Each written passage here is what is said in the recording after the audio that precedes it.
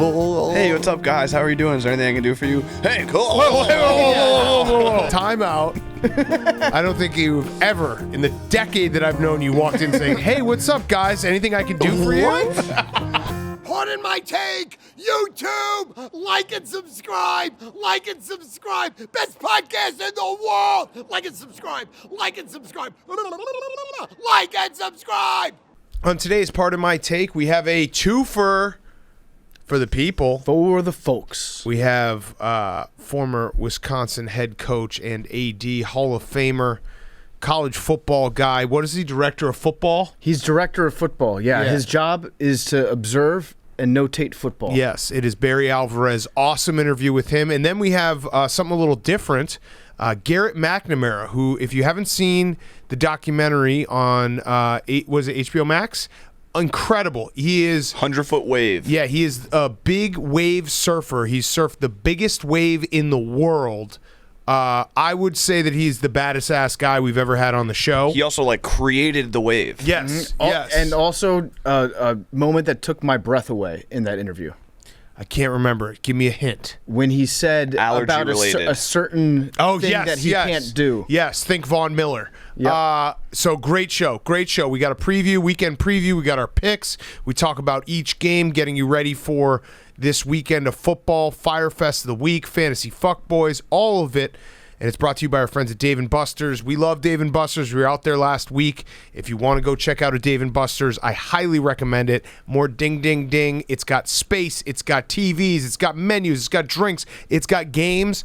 The best place to watch football. The best place to hang out. We hadn't been to a Dave & Buster's in a while. We got there, and we're just like, man, we need to come to Buster's more. You love Buster's, PFT. I love Buster's. You love Buster's. It's the best place. Go check out Dave & Buster's. Tell them PMT sent you.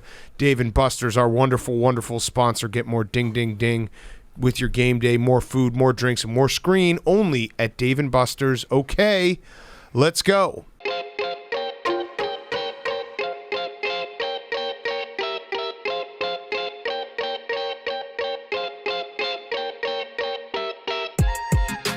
Welcome to Part of My Take, presented by Dave & Buster's, the greatest place in the world to watch football this fall. Today is Friday, September 24th, and turns out Davis Mills, not so good. Well, Davis Mills, he's a tough kid.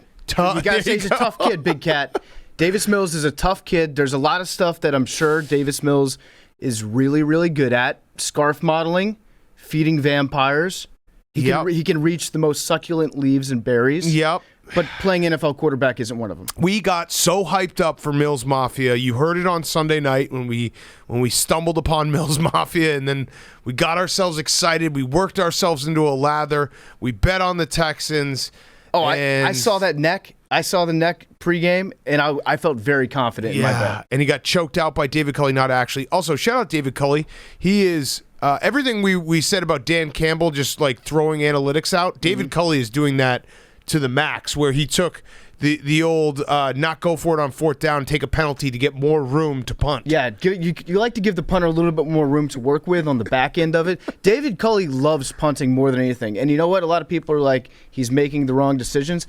If you're going to have a team that's not going to be good, I would at least like your coach to have a thing. Yeah. And his thing is he loves punting like Andy Reid loves timeouts. Yes. David Culley, he would punt on defense if he could. He's the David Shaw of the NFL. I think that this game actually showed us that Tyrod Taylor is probably more valuable than we gave him credit for, because the Texans did not look good. No, they did not at all. They did not look good. No, I think Tyrod Taylor is he's a fine quarterback. Yes. He's fine. A professional quarterback. So do we is it time for us to have the conversation though?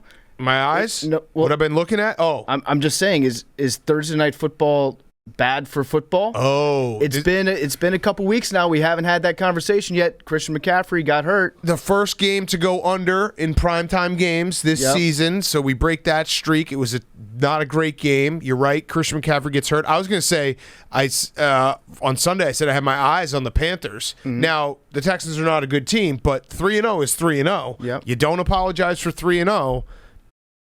Are the Panthers maybe good? However, Stephen A. Smith voice, they did lose McCaffrey and they lost Horn, their first-round pick at cornerback. It looked like an Achilles. So I don't know. Pro Football Doc, what do you have to say about Christian McCaffrey? You just pulled up on it. Saw you didn't want to pull it a little more. So it's minor, is what you're saying. I think you want to go home to chill with his girlfriend. Okay. Got it. I'm Don't blame him. I'm gonna say something right now that's crazy. You guys ready to get fucking crazy? You're going to say that the Panthers are going to make the playoffs. No, crazier. Panthers plus 500 to win the NFC South. That's Bucks are crazy. old. You're the crazy. Bucks are old. You are crazy. They're old. You're crazy. The Bucks are old. You're a crazy man. That is a crazy thing to say, but I'm just saying it because sometimes you just gotta say crazy shit. No, that's crazy. It is. It's very I said crazy. it was crazy. It's almost wild. But I don't know. Something about this team. I'm falling in love with the Panthers. I like Matt Rule. Yeah. I like him. He seems like a jolly guy. And he's got the Vincent D'Onofrio thing going where every time you see him, you think that he's going to be sitting on a toilet and putting a shotgun in his mouth. And it's kind of, Full Metal Jacket, right? That's always a nice thing to think Yeah, about just somebody. a visual to have. And Sam Darnold is now on screen, and Sam Darnold does have a huge forehead. Yeah. But good for Sam Darnold. Sam Darnold needs Davis Mills' neck. Yeah. That's what he needs. I'm a little upset about Sam Darnold. Like, in a controlled experiment, it would have been nice to see if Sam Darnold got better because he got rid of Adam Gase or got better because he got rid of the Jets. I think both. It's just a complete Right. change of environment. But it would be nice to. It would have been nice to have like Adam Gase coach him at the Panthers for a year and then have him go somewhere else, so we can really we can put our finger on what the issue was. we can isolate what the sickness is here. Well, I think maybe Adam Gase isn't awful if he's not with the Jets. Yeah, right. So I think maybe the Jets. very confusing. I think the Jets just brought Adam Gase down to Adam Gase's true level. Right. So yeah, I mean, Sam Darnold, good job, good start job. for Sam Good job, Darnold. Sam. Reclamation project. He just looks happier. He looks like, you release a killer whale into the wild and their dorsal fin stands straight up. Yes. Again. He's got better posture. He's smiling. He laid a block out there, or he tried to. He fumbled a couple times, didn't lose him, so it doesn't count. What are you gonna say, Billy? I think he didn't look that much better than he was on the Jets without McCaffrey. Well, he's playing winning football now.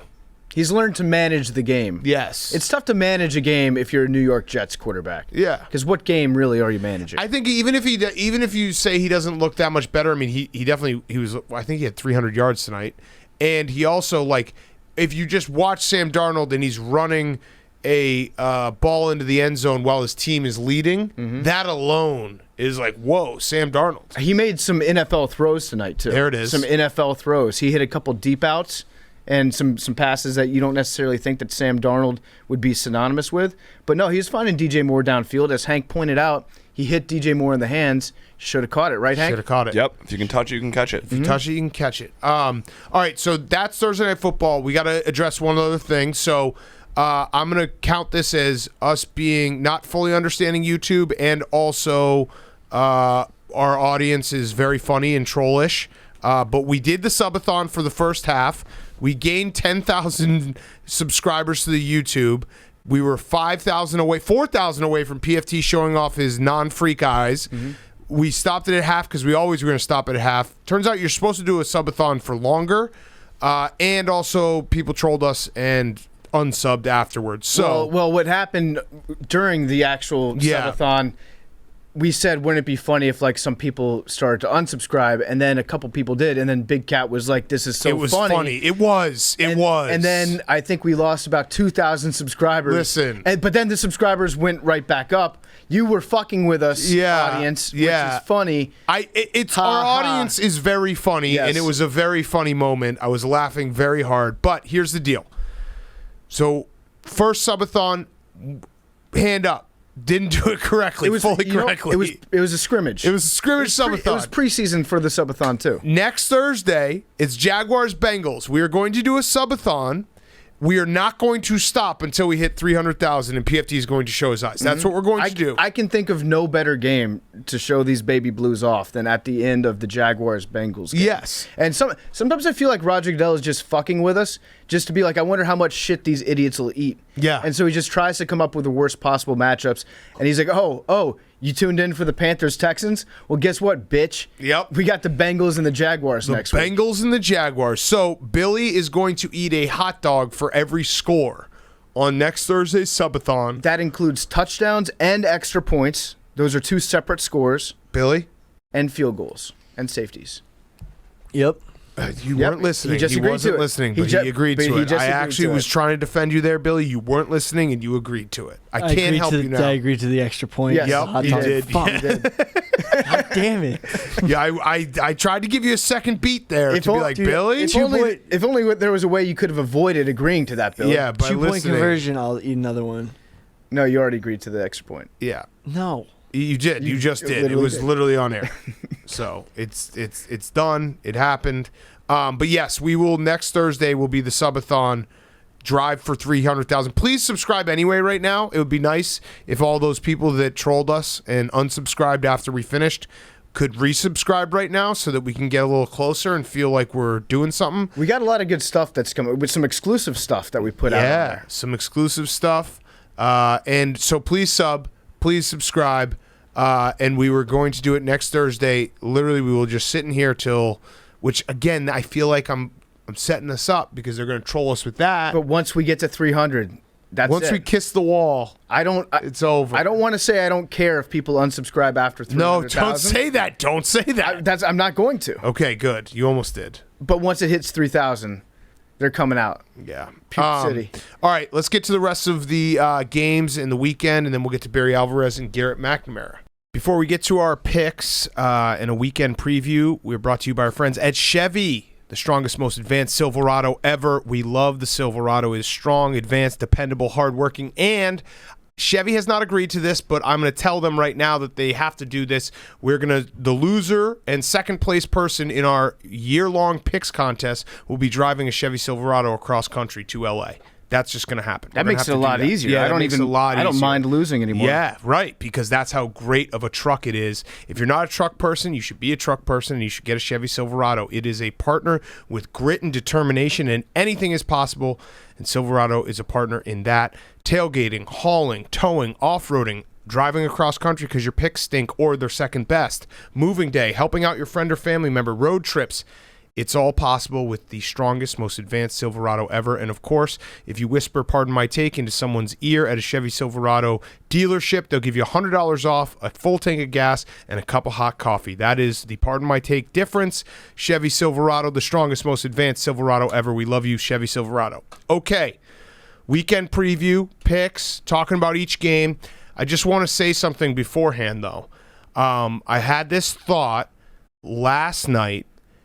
This weekend of football, for me personally, a lot of my happiness in life is on the line. Wisconsin at Notre Dame, we'll be there. College football show, come out and see us. And then Justin Fields' first start. I realized that if this weekend could either be incredible, cloud nine, Sunday night, I'm the happiest boy in the world, or it could be a disaster. It could be a total disaster. I guess that's the fun of the game. But you got to pray for a split going into this weekend. You can't get greedy. No. You can't get greedy and ask for both hoping things. for everything. If you get both things, you're going to be on cloud nine. You're going to be tough to deal with. Yep. If you go 0 for 2, you're going to be even harder to deal with. Yep. If you go 1-1, I think that's fair because we get the medium of people that tune in to listen to Suicidal Big Cat, and then also you just being in an overall decent mood. Okay, so it's just a lot. A lot is on the line for me. It's a lot this early in the season. I don't really, it's a lot. If one of those games was going to go well, which would you prefer? Well, Justin Fields is a longer-term thing, so I think that I could probably handle Justin Fields not being, incredible and being like, well, he's a rookie and he's dealing with it. Whereas Wisconsin, it's, if they lose that game, then pretty much everything is over. You can't for lose. that season. You can't lose already? to Notre Dame. No, it's not over already, Hank. It's chaos this year. We already There's said- going to be a team with two losses that gets into the... We already said that you would leapfrog Cincinnati. Yeah, right. So I think you can compartmentalize and understand if Justin Fields doesn't look great, which I actually don't expect him to look incredible. He's a rookie quarterback. Well, he's not even the starter, so He is right now. Backup situation. No, he is right now because Andy Dalton's not healthy. As soon as Andy Dalton's healthy, he's back in. But I hope it all goes well. It's always fun going into a weekend and being like, wow, so my happiness for the next month is pretty much dictated on this weekend of football. That's what being a fan is. That's caring too much All right, let's do some picks. Let's talk about the games. Good slate of games. Good primetime games, by the way. I guess this would be time traveling, but as we're recording this, it's after Thursday Night Football, before Thursday Night Football. Primetime games are 6-0 to the over right now, so that also helps with why they've been awesome. Hopefully that trend continues. Hank, would you like to start us off with your favorite of the weekend, and we'll discuss the games? Yeah, I'd just like to say, records update, I'm 7-1 on the year so far give us the in full. these PMT Can picks. you give us the full? Yeah, so congrats to Big Cat and Hank, both 4-0 last week. Do you want to mention that, Hank? I was going to. You cut me off. Okay, sorry. Go ahead, Hank. You want to congratulate me? Congratulations. Congratulations To both of you. us, yeah. To both of us. So Hank 7-1, Big Cat 6-2, PFT 5-3, Billy 4-4, me 3-5, Liam 2-6. Everyone's Wait, so separated by I'm- one game. Right now it would be you and Liam. Fuck. Okay. In first Guy place? I would probably I'd be second place, and Liam would be last place. Oh, you and Liam on the Liam trip. would probably stop in a rest stop in Pennsylvania. That would not be the funnest. And I would like back You up, would and he hate would me. just be behind the car, and I'd run over him. That would be best case scenario. Yeah. No, you just sleep the whole time. I just drive through it. All right. So that's what it is right now, Bubba. We could make that work. All right, Hank. Favorite. Also, my Hungry Dog parlay hit 820. I'll have another one this week. I do love the money lines. I'm a plus sign hunter. So my favorite is always my hardest pick to make.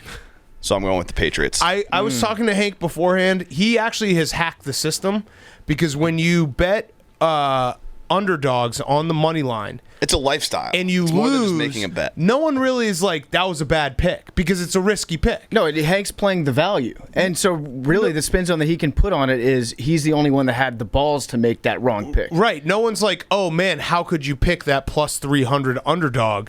They just kind of forget it. But then Right. when it hits extra, and it's like, oh, my God, how did you have that plus 300 underdog? Right. So he has found a way to never lose. It's like if you die in a bungee jumping accident, it's like that guy had balls, you know? Right. Every man dies, not every man truly yes, lives. Yes, that is mostly what people say when people die in bungee jump. Not that guy was a fucking idiot. All right, so the Patriots. hate Let's talk about this game. The Patriots Saints 2.5 against the Saints. 2.5. If I had, I will be. I'm assuming we can make this. There will be this prop in the Barstool Sports book, but Jameis Winston over 1.5 interceptions. Okay. I've got some stats here because one thing we don't really talk about when it comes to rookie quarterbacks and Bill Belichick is his rookie quarterbacks against Sean Payton teams. Well, just in general, Sean Payton's Saints are 14-5 against rookie quarterbacks, which is a better record than Bill Belichick against a rookie quarterback. Interesting. So there's that. This game's at home. Oh no, never mind. Doesn't matter. No, it doesn't matter. On average, rookies against Sean Payton throw for 206 yards and complete only 55% of their passes. I'm a little nervous about. I actually don't hate the pick just because the Saints. Where are the Saints right now? Where are they? Where have they been? Jacksonville, They're I think. traveling all over. Yeah, they're not nomads. home. They have not been home. They're nomadic. And that's got to suck no matter, if you're a professional athlete, if you're, working, traveling for business, if you're anything. When you don't get to sleep in your own bed for a month, that sucks. This is a Bill Parcells smiling down from heaven game, watching two of his best proteges go at each other. R.I.P.. R.I.P. Bill Parcells. Yes. Also, I could definitely see Sean Payton just trolling the fuck out of Belichick during this game. He loves to troll as a head coach, and he's going to give the ball to Taysom Hill. I guarantee you Taysom Hill. Is that really a troll? When he's using it against Bill Belichick, yes. Because he does it all the time. Sometimes he trolls us as fans of Jameis Winston by doing it, but I think Taysom's going to be he's going to have a big part in this game plan. Very important game for the believers of Jameis Winston in his Hall of Fame career. I think he needs to have a bounce back here. And if he doesn't, they play the Giants next week, so we can just move on and just pretend it didn't happen. They're in Fort Worth. They're returning to New Orleans after this weekend's game. Like, that's crazy. They've been everywhere. So it's got to suck. It just has to suck on a human level. It has to suck to be traveling and not be home. Bubba. I'm taking Chiefs minus 6.5 for my favorite. Okay. It's like a don't overthink it type of pick. I like it. That's also my pick. I also forgot to say the stat. Oh, Hank just gave us the face. The stat going into this week, for anyone who is looking at the board, teams that are 0-2 against the spread going into week 3, the last 5 seasons, they're 68% against the spread in week 3. The last 11 seasons, they're 60% against the spread in week 3. That was why I took it. The teams that fall under that category are the Jets, the Chiefs, the Jaguars, the Washington football team, and the Falcons. Okay. So those 5 teams are 0-2 against the spread going into week 3. I also am just playing the Chiefs because I think the Chargers, it dawned on me watching that Chargers-Cowboys game.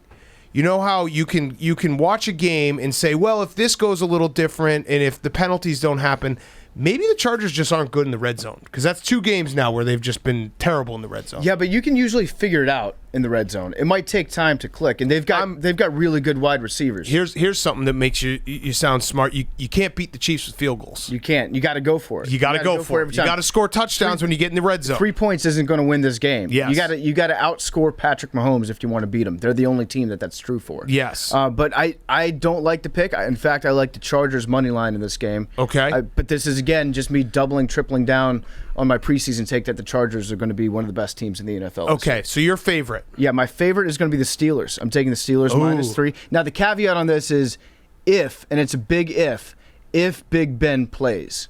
So he's injured. Well, no, going it's into locked this game. in. So you don't get that. No, that's not how this works. No, Big Cat, I'm saying if Yeah. Big Ben right now is dealing with a severe pectoral injury that He might not walk ever again. It has even though killed it's his pec. lesser men. So if he somehow wills himself to drag his body, his lifeless corpse out onto the field, I think that he's going to win this game. And I think that he looks across the field at Joe Burrow coming back from the knee surgery, and Big Ben truly believes if he's able to beat Joe Burrow, then Big Ben is now the front runner for Comeback Player of the Year, the one award that's eluded him after all these years. It is. It really is incredible that in my head, I'm like, Big Ben having an injury, whether real or make believe, probably make believe, is what will get him back to prime Big Ben. Absolutely, he's thrown for 4 touchdowns. He just needs the announcers to say, this guy's tough. Yep, and they're bringing out the old graphic that they used to use on Fox, where it illuminates every part of his body and all the injuries that he's had over the year. You can mark my words. Just lights it up like a Christmas tree. They're tree. going to list Big Ben's injury history, and they're going to get to add in like a yellow font, the new one, the left pectoral. Yep. All right, so I also have the Chiefs. Billy, your favorite? I have the Patriots. Okay, great. Okay, great. So we talked about that game. Jake. Bills -7.5. Sorry, PFT against the Washington football team. I think it's a rout. That's fair. In fact, 7.5. That's right on the borderline because it's a measuring stick. Would you game. say that's the Vegas zone? It's a Vegas zone. It's a measuring stick game for the football team. So if they're able to lose by just one score, I think that's kind of a win for the Washington football team. You know what I'd like to see? I'd like to see the Washington football team's defense play well. I would love to see that. They have not played well. I would love to see that. I would love to see the defensive line show up for this game. That would be great. It's very bizarre because going into the season, that the Washington football team, if their defense is not good this year, it will lose me so much money until like maybe halfway through the season where I'm like, hey, maybe they're not that good this year. Yeah, no, because I look at the personnel and it's the same. Right. And then you look at the defensive coordinator, Jack Del Rio, that's the same too. Yep. And if anything, they've gotten better and more talented. Older, stronger. With Landon Collins and then obviously Davis, the first round pick. So you would expect that they'd figure it out at some point. Yes. And I don't know if this is a coaching point or whatever. I've noticed that Chase Young, he might be the slowest player in the NFL to get down into his three-point stance. Sometimes he doesn't even get there. Like he's on his way down when the ball is snapped. He stands like upright until the very last second. I don't know if that's something that's being coached to him. I think he's just trying to fuck him up. Just by standing up. Like, you don't know where he's going to come from. He's doing the amoeba defense. Yes, by himself. I also have another fun stat here. This one is about Taylor Heineke. Through his first 3 NFL starts as a quarterback, Heineke has completed 93 passes in 3 games. That is more than anyone in the history of the NFL. Wow. I thought Scott Turner's comments on Taylor Heineke were actually like great, and people probably didn't pay attention to it because he basically said like a guy is undrafted, so we just consider him an undrafted guy forever, and anytime like he could have 5 good games in a row. And then if he has one bad game, it's like, well, he's undrafted. He stinks. And it's like, well, maybe he doesn't stink. Maybe he's actually a pretty good quarterback, and we just use the tags that we've always used, which we do on this show with first rounders, forever. So maybe Taylor Heineke is good. It's the opposite of the Davis Mills, where he was the number 1 ranked quarterback coming out of high school. Or the Kevin White. Yeah, and so he will be good. He will revert to that form at some point. But no, I think Taylor Heineke, he's a fuckboy. He's good. He's actually good. Lose the headband, though. Lose the headband. I just don't think it works. Just for winners. Him. Just for winners. Just for him, I don't think it works. And Zach Wilson, because he doesn't win. Hank, your favorite underdog? A lot of underdogs I like this week. Yeah. For this one, I'm going with the Dolphins. Okay, so the Dolphins You at sick the fuck. Raiders. That is sick, Hank. The Dolphins, the Sick Raiders. pick, thank I you. also am taking the Dolphins. Let's go. That is also my pick. You Dolphins, guys are the a bunch Raiders. of sickos. Well, here's my reasoning. I don't know what Hank's reasoning is other than the plus sign. Is that the reasoning? Pretty much. Yeah. So my reasoning is the Raiders Are the most fraudulent 2-0 team. well, great start, 2-0. Everyone's giving them their flowers. I don't know if they're that good. I think they're okay. They're not that good. And then the Dolphins, like Tua gets injured, so we're automatically saying, well, they lost their starting quarterback. Something similar is going on with the Colts this week. Is Jacoby Brissett that much of a step down from Tua? No, he's not. Yeah, I Looked don't like think it he last is week. like at all. Well, he got in. There's a difference between getting thrown into a game and getting first team reps Right. and being ready to go. So I think that's an overreaction to Tua being injured. And Jacoby Brissett's not a bad quarterback. Brissett's a Combined guy with the that Raiders can, being frauds. that Yeah. can grind it out for 21 points. Yeah. And if your defense shows up and plays well. But I think Derek Carr is actually playing really well this year. So I don't know. I like the Raiders. I don't like the Raiders. Come back and talk to me in like 2 weeks, and I'm going to probably hate the Raiders. But Yeah. right now, I like them. Bubba, your favorite underdog. So I also have the Dolphins. Anyone else have the Dolphins? Going once, going twice? Nope. Bubba. I have Lions +8. Ooh, Okay. man Campbell. That's a money line special. Man Sprinkle Campbell. It. Sprinkle Yeah, it. just thinking like Ravens coming off the big win. Yep. Yep. I love No doing rain. that. No rain to fuck with Jared. Yeah. Yep. Also, I mean, the Lions, they play hard. What did the Ravens do last week? They shut down the Chiefs' #1 wide receiver, right? Yep. They're going to be up all night trying to figure out who the #1 wide receiver on the Lions Is going to Des be. Bryant still out there? I don't know. I don't know who it's going to be. But yeah, You know, well, I think the Ravens' #1 wide receiver is just their running back. no, the Lions' #1 wide receiver. yeah. Sorry, yeah. Actually, both teams Yes. really had a lack of wide receivers in Yes. this one. But also, Dan Campbell, a coach who eats kneecaps, going up against the Ravens with that injury history this year. That's a bloodbath. Did you see the quote Greg Roman had? Nice little flex on himself. He said they ran 32 different runs against the Chiefs, and there's a whole lot more that he could have done. Mm-hmm. That's I like that. Like, you like what you saw? I got a whole fucking. He's got binders full of runs. How many different running plays can you have? He's got a lot. He's got all of them. He's got They've every cornered single the market one. on Yeah, it. it's like Pokemon. He's just running around catching them. All right, My Rams, I got Rams +1 at Okay. home against the Bucks. I don't hate it. So Jalen Ramsey's going to be matched up against Rob Gronkowski. Mm-hmm. He's talked a lot of shit about Gronk Yep. in the past, saying that a big corner can cover Gronk, really neglecting to mention that Jalen Ramsey is really the only person who fits Jalen Ramsey's description of a quarterback that can cover Gronk. Yep. Because Jalen is a big dude, he's strong, he's got coverage skills, and he can tackle. So it's going to be a fun matchup to watch. I really like the Rams. I really like them. Do you think that the Bucs should possibly sit Tom Brady in this game because of Aaron Donald? Yes. Probably. I like that He's take. old. I like that You don't take. want to get him hurt. Yes, they definitely should. Anytime a team plays Aaron Donald, they should sit their starting quarterback. I also think that the Bucs should sit Rob Gronkowski for admitting that he doesn't watch any film That's whatsoever. true. But then Gronk came out, he corrected that, and he very obviously went to practice, and his coach was like, "Rob, we know that you don't watch film. Why Yes. did you have to say that Yes. in public?" And he said, "I actually watch tons of film, an overload of film. Trust me, I watch so much film that my girlfriend gets mad at me." He really is Billy Football. Gronk and Billy Football are the same exact Well, person. listening to him trying to explain his way out of that, it is very much. Billy Football, yeah. It's a very Billy explanation. Sometimes I go home and she's like, "You've been gone all day and now you're Yes. studying. You study too much. You've got your iPod out and everything. Yeah, I got to get into it. I got to learn." Yeah, like if I asked Billy, like, "Hey, Billy, you only had 3 blogs this week," he'd be like, "I actually blogged so much, but like, my computer broke one day, and like, their blogs are just on the computer." So it is a compliment, by the way, because I love Gronk and I love you. You guys are the same. Billy would say, "I blogged so much that I broke my computer and Yeah. I couldn't upload it." Yeah. Yeah. True or false? Debatable. All right, Billy, your favorite underdog. Jets versus Broncos. Jets have 10.5 points. Hashtag Billy was right. Let's Yes. give you your credit now. Zach Wilson announced has a groin injury. Tough to push off with a groin injury.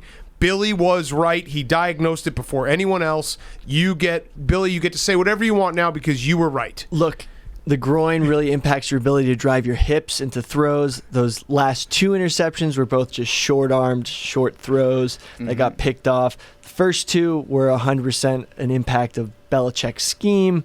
But, I think Zach Wilson's going to get those points done versus the Broncos. I think this is when the Jets, the rest of the team plays well and Zach plays well, and it's going to be a good game. Now, Billy, did you see the report that he hurt his groin in practice on Tuesday? No, he hurt his groin I'm just in the fucking first with you. game. I'm just fucking with you. It felt good, though. Didn't it feel good to be right? I wish it was something more arm related. You wanted him more injured? No, but it's true. I wish it because was you like did say it was. You said he had both elbows. No, that doesn't count. I'm giving Billy full credit. An injury, if you say an injury, if it's the wrong body part, it still gets credit. Yeah. Also, as someone who does that all the time. Also, Zach Wilson has the most drops in the NFL. 7 drops. You mean like him fumbling? Not fumbling. Oh, okay. No. Because I was gonna say I believe that too. No, guys dropping the ball. Drop passes. He's been snake bitten by his receivers at and this his point. groin. And his groin. It's a pulled groin. Yeah, adductor strain. It's not very Mormon of you. All right, Billy. Good pick. And Billy was right. # Billy was right. Everyone give Billy credit. In Fields we trust. Bears +7 against the Browns. Yep. And Jarvis Landry. Barstool Sportsbook promo. Yep. +1985. Yep. If you have not signed up in the state of Illinois, there's stupid laws that basically you have to sign up in person now. So if you go out to Aurora, the Penn Casino, Hollywood Casino in Aurora, you sign up, you put in promo code Dave, you get the Bears +7 or whatever the line will be when you bet it, and it's +1985. So if they cover the spread, you win almost $2,000 because you get your 100 back and then the +1985. So it's an unbelievable promo. If you haven't signed up yet, you could do it between now and Sunday. I'll be out there on Sunday, but you can just drive out there and do it, today, Friday, tomorrow, Saturday. All you got to do is go up in person and sign up. Jake the Jinx. Oh, no. I'm, honestly, this game, the one thing that I'm at least a little confident about is that the Bears they will be able to, slow down the run game. The Bears have a suspect secondary, so it helps that Jarvis Landry isn't in. But I want to see Justin Fields out there happy, make a couple throws, even if they're dropped, so I can say on Sunday night, a couple touchdowns were dropped. I'll take that. But I'm very, very excited. I also think that this coaching matchup, in a weird way, might favor the Bears because Kevin Stefanski is such a good coach that he's probably going to imagine creative ways for Matt Nagy to be using Justin Fields, and Matt Nagy will use him in the stupidest ways possible. They'll just run Andy Dalton plays. So Kevin Stefanski will be unprepared for the extremely basic offense that the Bears are going to be running. That's a good point. That's a very good point. All right. Also, I got another fun stat. Yeah, I got them coming out every hole right now. The Bears are 9-0 against the AFC North since 2013. Whoa. You guys own that division. Whoa. That's huge. Okay. Wait, 2013, so that was... Okay, I got it. Because you got to, go back in time. I got to think about it. There was a game where a guy got poisoned after the Steelers played the Bears in, I want to say 2005 or something. That was bad. Yeah, poison? A Steelers fan got poisoned at a bar after the game in Chicago. I remember that. What do you mean by poison? I think someone poisoned him. He went blind. He drank Malort? I'm going to look it up right now. No, that's close to poison. Let me look it up. I'm going to look it up. I'm going to look it up because I could have also just made it up. If you sneak somebody a shot of Malort without telling them, that is assault. Poisoned fan. This is a crazy story if my memory serves me correct, which it very well could not. Steelers fan says he was poisoned, blinded by Bears fan. 2009. Yep. Steelers fan Zach Hettinger says he was blinded at a Chicago bar by Bears fan after some trash talk gone awry. Basically, I guess my buddies had gotten into an altercation and they offered a drink as a peacemaker from what I understand. I don't think they tried to kill me. I think they tried to hurt me, but the killing came pretty close. Wow. Whoa. They did the Dumb and Dumber. Why don't you drink up and we'll tell you. Whoa. Actually, it's way more serious than I remembered. Hettinger passed out and his heart stopped 4 times after he was rushed to a local hospital. Okay, disavow. I remember it. I thought it was a funnier version of that story in my memory. The Steelers fan was probably like, yeah, they overserved me alcohol and cocaine and poisoned me. Yes. Okay. Antifreeze. Yes. All right. The over. That's a deep cut pull from my brain there. Jeez. All right. Over. Jets Broncos, which we just talked about. I agree with Billy. I think this is the game where Zach Wilson turns it around a little bit. He played absolutely horrible in the last game. He can't play any worse. The rest of their offense and defense looked pretty good otherwise, and it's such a low total that I just got to go over. Okay, nice. Bubba. Taking Bucks Rams over. It's just nice. I think Glenny Ball says it. It's just a fun over. Yeah, it is. 55.5. That's a fun time. It's a fun over. That's a good time. What are you gonna say, Billy? Sometimes when those games that you think are going to be over, you got to remember they adjust the lines to make the numbers higher. They make them higher. Yeah, you got to figure. All right, delete that. Delete that part. Delete that part of the podcast. So it makes it tougher to bet on the over. It makes it tougher to get to the over. I don't get it either. So I was under the impression that every game was 47 points as the over-under. But if it's good offensive teams. But you don't check that because you're like, oh, yeah, this game will go over. Then you look at the number, and it's like 60. That's insightful. Shit. Thank you. Just saying. Yeah. I'm going to go back and, can I have just a second to switch my pick now that I know that? Damn. So I was thinking about that one, but then I was like, that's a high number. Yeah, good point, Billy. No, you know what? I'm going to stick with it. My over, I'm going to take the Falcons and the Giants. That's mine as well. Over 47.5. Arthur Smith, I'm believing in what he's putting together down in Atlanta. I think that offense is primed for an explosion. They're on the details. It's the small things. It's a game of inches. Well, and if they can find 1 or 2 inches here or there, I think that offense is liable to just come alive. I also think so that's my over as well. 47.5 Falcons Giants. I think Arthur Smith is one of those coaches. I was looking at it more. He's actually a pretty handsome dude. Mm-hmm. He's a handsome, good-looking guy. I think his neck is totally fine. His chin is totally fine. I think you know what? I'm gonna throw it out there. Arthur Smith, one of the best-looking coaches in the NFL. I think it's like him and Mike McCarthy, 1 and 2. I think that he is a handsome guy. Sean McVay, throw him in there. The more that we look back on what we said on Monday's show, the more I feel like it was coming from a place of jealousy. Yeah, where we saw because he's got such a good, strong neck. We saw a guy that was just a man's man, just oozing with testosterone. Yep. And I want to be him, and I would just, I'd like to take back anything bad that I said about the guy. A good-looking guy. Yep. His wife's a lucky woman. Mm-hmm. What's up, Billy? What? What? I thought you guys were like chinless. No.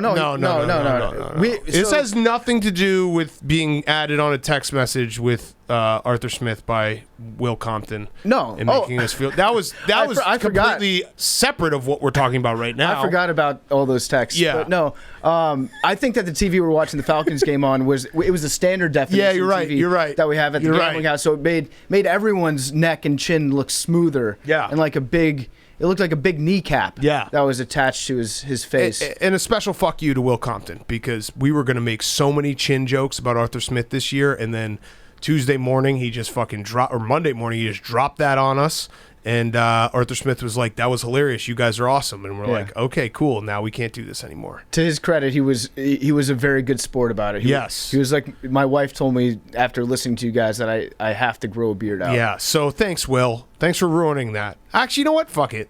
He's got no chin. Not that there's anything wrong with that. Not that there's anything wrong with that. And we're going to have Arthur Smith on the show.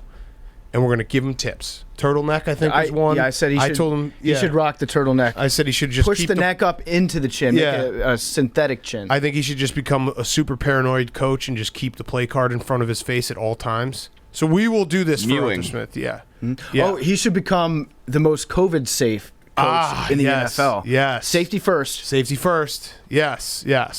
So Arthur Smith, welcome to the team. You're now one of our guys. Thanks, Will Compton over here. Yeah. Well, Will Compton did that too. It was unsolicited. Yeah. Okay. We didn't ask for it. Yeah. I still do have the over in this game. Yeah, I do too. I as well. Because he's an offensive genius. And he's a guru. And this is a game that I'm going to look forward to it never appearing on the Red Zone channel. Yep. And so I'm just going to bet the over and forget about it for a couple hours. Yep. All right. Wait. Billy. Yeah, no, we're going to lose, he's saying. We will. We'll see. All right, Billy. I like Bills Washington. The over? The over-under is 45.5. Okay. Washington scored 30 last week. I think the Bills can score a lot of points. So I think they go over. Yeah. Okay. Do you think that Did Vegas you adjust the number for that, though? Do you think Vegas figured out that they scored 30 last How week? I looked at it, I was like, that could be an over game. Does it have over numbers for the over under? And I was like, 45.5 is not an over under number. That's too high. Let me give you a little history lesson though, Billy. What number is an over/under number? Well, the thing is, like the 50s, Yeah. like that's over. Anything over 47, I'm like, whoa, got to reconsider if these two like numbers teams are gonna put up numbers. Put that on a quote card, please. Seriously. But- Put that on a quote card. But at some point, doesn't it like reverse itself? And if it's in the upper 50s, you're like, holy shit, Vegas knows that these two offenses are great. Then it makes you want to bet the over even more. Because for me, if I see like 58 on an over/under, I'm smashing the over every time. Well, I've been caught up on this a lot when I started gambling, so I'm just like checking it out now. Like that number goes higher. I don't even- just as you think it's gonna go. Yeah, higher. I don't want to even tell you about college football because college football, it's like you'll get games in the Big 12 in the 70s. Yeah. That will break your brain. We'll do that next week. Jake, your favorite over. My over is going to be Baltimore and Detroit over 50. Okay. Both defenses have been horrific in the Yep. first 2 weeks. All right. God. Yeah. Okay, we talked about that game. Go ahead, Hank. You're under, and any games we miss, we'll talk about. My under is Colts Titans. Okay, we didn't talk about this game yet. Yeah, I have the same one. Too. Okay, nice. Go ahead. No Carson Wentz. Which I think is actually a benefit. Really? I still can't get over the fact that he sprained both ankles. What a hilariously stupid thing to have happen. It's got to be the most annoying injury to ever have because if you're running and like one gets bad, when you sprain an ankle, your natural reaction is you hop on the other ankle, and then he's going to hop on the other ankle, and then he's just going to collapse into a puddle. So is he officially not playing? I don't know. I thought that you could only sprain both ankles either in like a car accident or a trampoline accident. That's pretty much it. Like, that's how you sprain both ankles. But he somehow figured out a way to do it. I think Jacob Eason, although I saw their other backup, not Sam Ehlinger, is getting reps as well. Brett Hundley. Brett Hundley. Eason and Brett Hundley. They're thinking about doing a two-headed monster of Jacob Eason and Brett Hundley. Think about how bad That Sam... just screams under. Think about how That bad... sentence right there is exactly why I'm taking the under. Billy, we gave you credit for being right, but Sam Ehlinger being... injured. Fourth on the... Oh, he's injured. Well, he's injured. Okay, but being fourth on the depth chart to Brett Hundley, Jacob Eason, and Carson Wentz. He's not back yet. He tweaked his Okay, ACL. fine, fair. So you think he would start? I think he'd 100% start right now. I think he'd probably start too. This was another I thing feel I like was Jacob right Eason on. might have started. Brett Hundley's a guy that you just have on your roster as a name. He's a great third name to have on there because everyone just remembers he's like 6'4", and he went to UCLA, right? Yeah, Deshaun Kaiser was another one of those guys. You have to have a guy that's 6'4", played college football in California, and that guy can be your number 3. You know, he'll have a 10-year career as a backup. Realistically, what would probably happen is Jacob Eason would start and then throw a couple picks, garbage time. Ellinger would come get in. and just throw a Yes. bunch of yards in a against prevent defense, and then everyone would want him to start. Okay. You're under, PFT. My under this week is going to be... What did I have for my Chargers Chiefs? So we already talked about that one. Okay. I feel like a 1:00 p.m. game for Chargers and Chiefs, it doesn't feel right. It doesn't feel like points in the 1 p.m. time slot. So I'm just going with my feel on that one. Both teams have top 10 pass defenses, though. All right. Patriots Saints is my under 42.5. Billy. 51.5. Does that sound like an over for like two teams that are going to put up numbers? I like this. You were just let's telling see. us before. So, like, Is this the Vikings and the Seahawks? Rams. No, this is the Cardinals and the Jaguars. Oh. So that's an under. You know what I'm saying? Yeah. Like, Yeah. You see those teams putting up points? Wait. Billy, you just Do said... you ever think about what Vegas might know more than you know? I'm confused, No, though. no, Hank, please don't. Billy said, Wait, does that does sound this like... be 7 hours of a podcast. Billy after just said, that. does that sound like an over-under for two teams that are going to put up points? You're including the Jaguars as a team that you would No, feel would... that's No, his point. I think That's they're his going to be under. Yeah. That's his Right. point. Because 51.5, that sounds like an over Right. to two teams. And So it's you like- think that the Jaguars aren't good at football, so therefore they're not going to score as many points? Right. Gotcha. Neither are the Cardinals. And also Urban Meyer, his quote this week, which was very much Urban Meyer does not want to be in Jacksonville. Vic Fangio said that Urban Meyer told him before the game, play in the NFL, it's like playing Alabama each week. Which, we should point out, there's a place that you can go where you don't have to play Alabama ever, and that's USC. Mm-hmm. So The Pac-12. that's pretty good. Cardinals are also wearing red. Okay. And how does what does that mean? Sunday Red. Alabama. Alabama. Okay. Not really. Crimson? Is crimson red? Cardinal? Maroon? Burgundy? Yeah, they're definitely different Pantones. But yeah, okay, I'll give you that. little flashbacks back for him. He's like, fuck, nervous? these guys are awesome. All right. I'm with Billy. All right. That's that game. I like the Jaguars. I think you got to either. I kind of want to take them this week, but I think also I just got to pull the plug and be like, they're just going to suck really, really I bad. could see it being like 38-13. There will be a week that Trevor Lawrence will throw 4 touchdowns in a win, and everyone will be like, wow, it's happening. It's arrived. So I wanted to bet on the Jaguars this week. I just couldn't bring myself to do it yet. Yeah. They're one of those teams that you do get the feeling like they can't be this bad for this long, but I think they might be that bad for longer. This long. For Yeah. longer. Yes. All right, so games we didn't touch. We didn't talk about the Vikings, the Seahawks. I think the Vikings are going to win. I think so too. I think the Vikings are going to win. I think this feels like the hungry dog runs faster kind of game, and also the Seahawks defense is still a mess. Kirk And then, Cousins right now is on pace to have like the best season ever for Correct. any quarterback from a statistical perspective. I believe in him. Not Packers 49ers Sunday Night Football, all-time jersey matchup. Yeah, I think the real winner in this one is going to be us. Yeah. That's a great nightcap. Unless Aaron Rodgers is awesome. There's nothing like having, a full slate of Sunday games, and then you always have that one in your back pocket to look forward to. No Yep. matter how badly you do during the actual day, you've got a premier matchup at night. I'm very excited for that game. A great group of games this weekend. Great week 3. All right, should we do Fantasy Fuckboys? Anything else that we want to talk about before we do Fantasy Fuckboys? Any other weekend preview stuff? Anything? Any notes before we close it? Anything? No? I haven't embraced no? debate. Okay. Embraced debate about baseball. Okay. And the Can't unwritten lose parlay, rules. Big Cat. I'll do that in my Firefest because you've fucked me. The unwritten rules debate came back up. Did you see the Rays and the Blue Jays? Yes. The scandal there. Alejandro Kirk, he dropped his scouting report, the catcher, and then what's his name? Kevin Kiermaier picked it up, and people are mad at Kevin Kiermaier, and he got beaned the next time up. And then John Heyman tweeted out, "What if a $100 bill fell out of Kirk's pocket? Would that be fair game for Kiermaier to take too? What if it was a family portrait? Does he get that too?" So I was thinking about this tweet. Jake brought it to my attention. I actually might agree with John Heyman. What? I don't know. No, if it falls out of your pocket, it's finders keepers. Yeah, I guess. No, it's finders keepers. I guess in a game. And it's also way yeah. different than finding a $100 bill on the street and versus a game where it's like game plans and all that shit. No, if you have a I game see plan, it. if you're Yeah. that stupid All as a right. fucking catcher and you can't like remember anything, that you have to literally have your like note card so close to you that you have it, that you can drop it and a player can take it, like that is 100% your fault. Yeah, or at least keep it secured in your pocket somewhere where it's not going to fall out, or have a fake one. I guess. Carry one real one and 2 fake ones on you at all time. You know which one the real one is. That way, when it falls out, nobody knows which one. I guess so.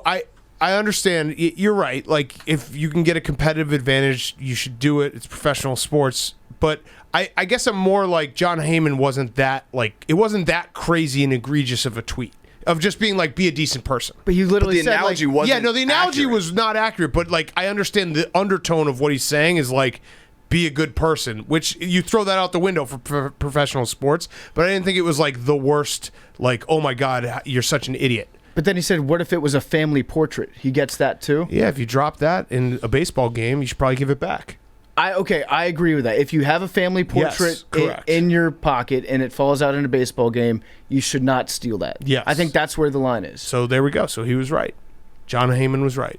I mean, if you drop a family portrait behind home plate and the other team takes it, that's fucked up. If it helps them win, That's fucked up. it's gotta be done. That's fucked if up. there's a competitive advantage to be gained, I think you can take it. But if it's just simply like $100 bill? classic family portrait, Goes to the salary cap. Cap goes up because you got $100 that you can now use. That's fucked up.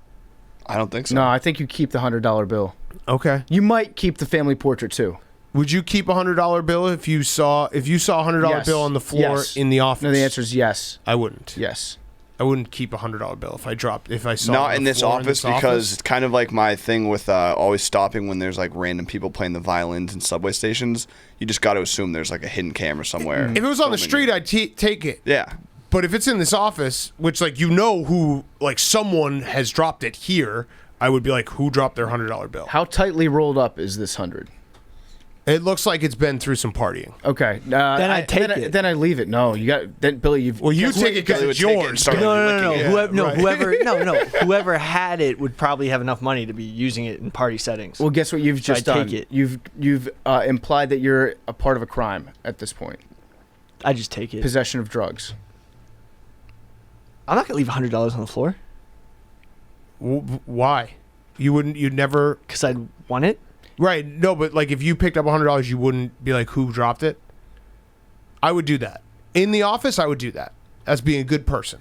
That's the John Heyman way. I mean, I would leave it, touch it if I came back like 8 hours later, no one else is here and still there. That's crazy to me. Are you guys serious right now? Like if you found I wouldn't touch it. I wouldn't acknowledge it. But if you found a $100 bill in the hallway right here, you wouldn't be like, who dropped the $100 bill? No, because everyone would just be like, I did. No, and then how are you supposed to prove it? No, of course I would. But if I found it on I walked in and was like, hey guys, a baseball field, I would keep it. But if I walked in this room and said, hey guys, I don't think you guys would. All of you guys would be like, I dropped a $100 bill. No, yes, you would. Yes, you would. I would say, did anybody drop a $100 bill? And if no one said yes immediately, then I'd pocket. I would not leave it. I would not leave it to be picked up. Like, I just lost and found. This is crazy to me. On the street, I would actually bring it to the police. And then, no, I'm not saying that. On the street, I totally understand because you're not going to find the person who dropped a $100 bill on the street. You know what I would with do? your coworkers, yeah, I'd probably be like, hey, did someone drop a $100 bill? I would staple it to a telephone pole and write on a flyer, did somebody lose this $100 bill? I hope I never drop money around you guys. Well, of course I wouldn't pick it up in the office, but on a baseball field, I absolutely would. Yeah, I feel like you guys would all pocket it in the office. I definitely would try to go. I would try have. to figure this why out. would I pocket it when I can just do 1/1000th of an ad read and make it right back? I'd pick it up and then like look around like within my hand, be like, oh, and if no one immediately reacts, then it's in my pocket. Okay, so you did enough. That would be doing enough. Oh, anybody? No. Bare minimum. Okay. You know what scarred me for life though is the poo dollar. Yeah, I probably wouldn't even touch it if it was on the ground. I've poo-dollared some people because before. I would think that there would be feces on it. Mm-hmm. It's funny. It's a funny joke. It's a funny thing to do.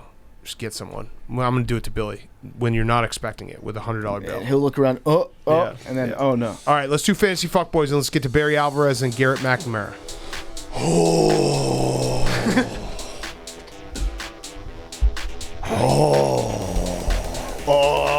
Let's go. What's up? What up? What's up? My name is Ahmad Rashad Penny. Let's go. My Pete. stardom this week is rangefinders. Oh yeah, buddy. This is in the 1800s. If you're out on the course, you don't want to use your eyeballs. You gotta get a finder, see where the pin is, pin high, get it there. That's some fucking laser technology. Fuck yeah. My situm is South African bees. What? They took out my boys, the Penguins. Hit squad. I'm gonna have to send out a hit squad, take them all out. This crime can't go unpunished. Those pieces of shit.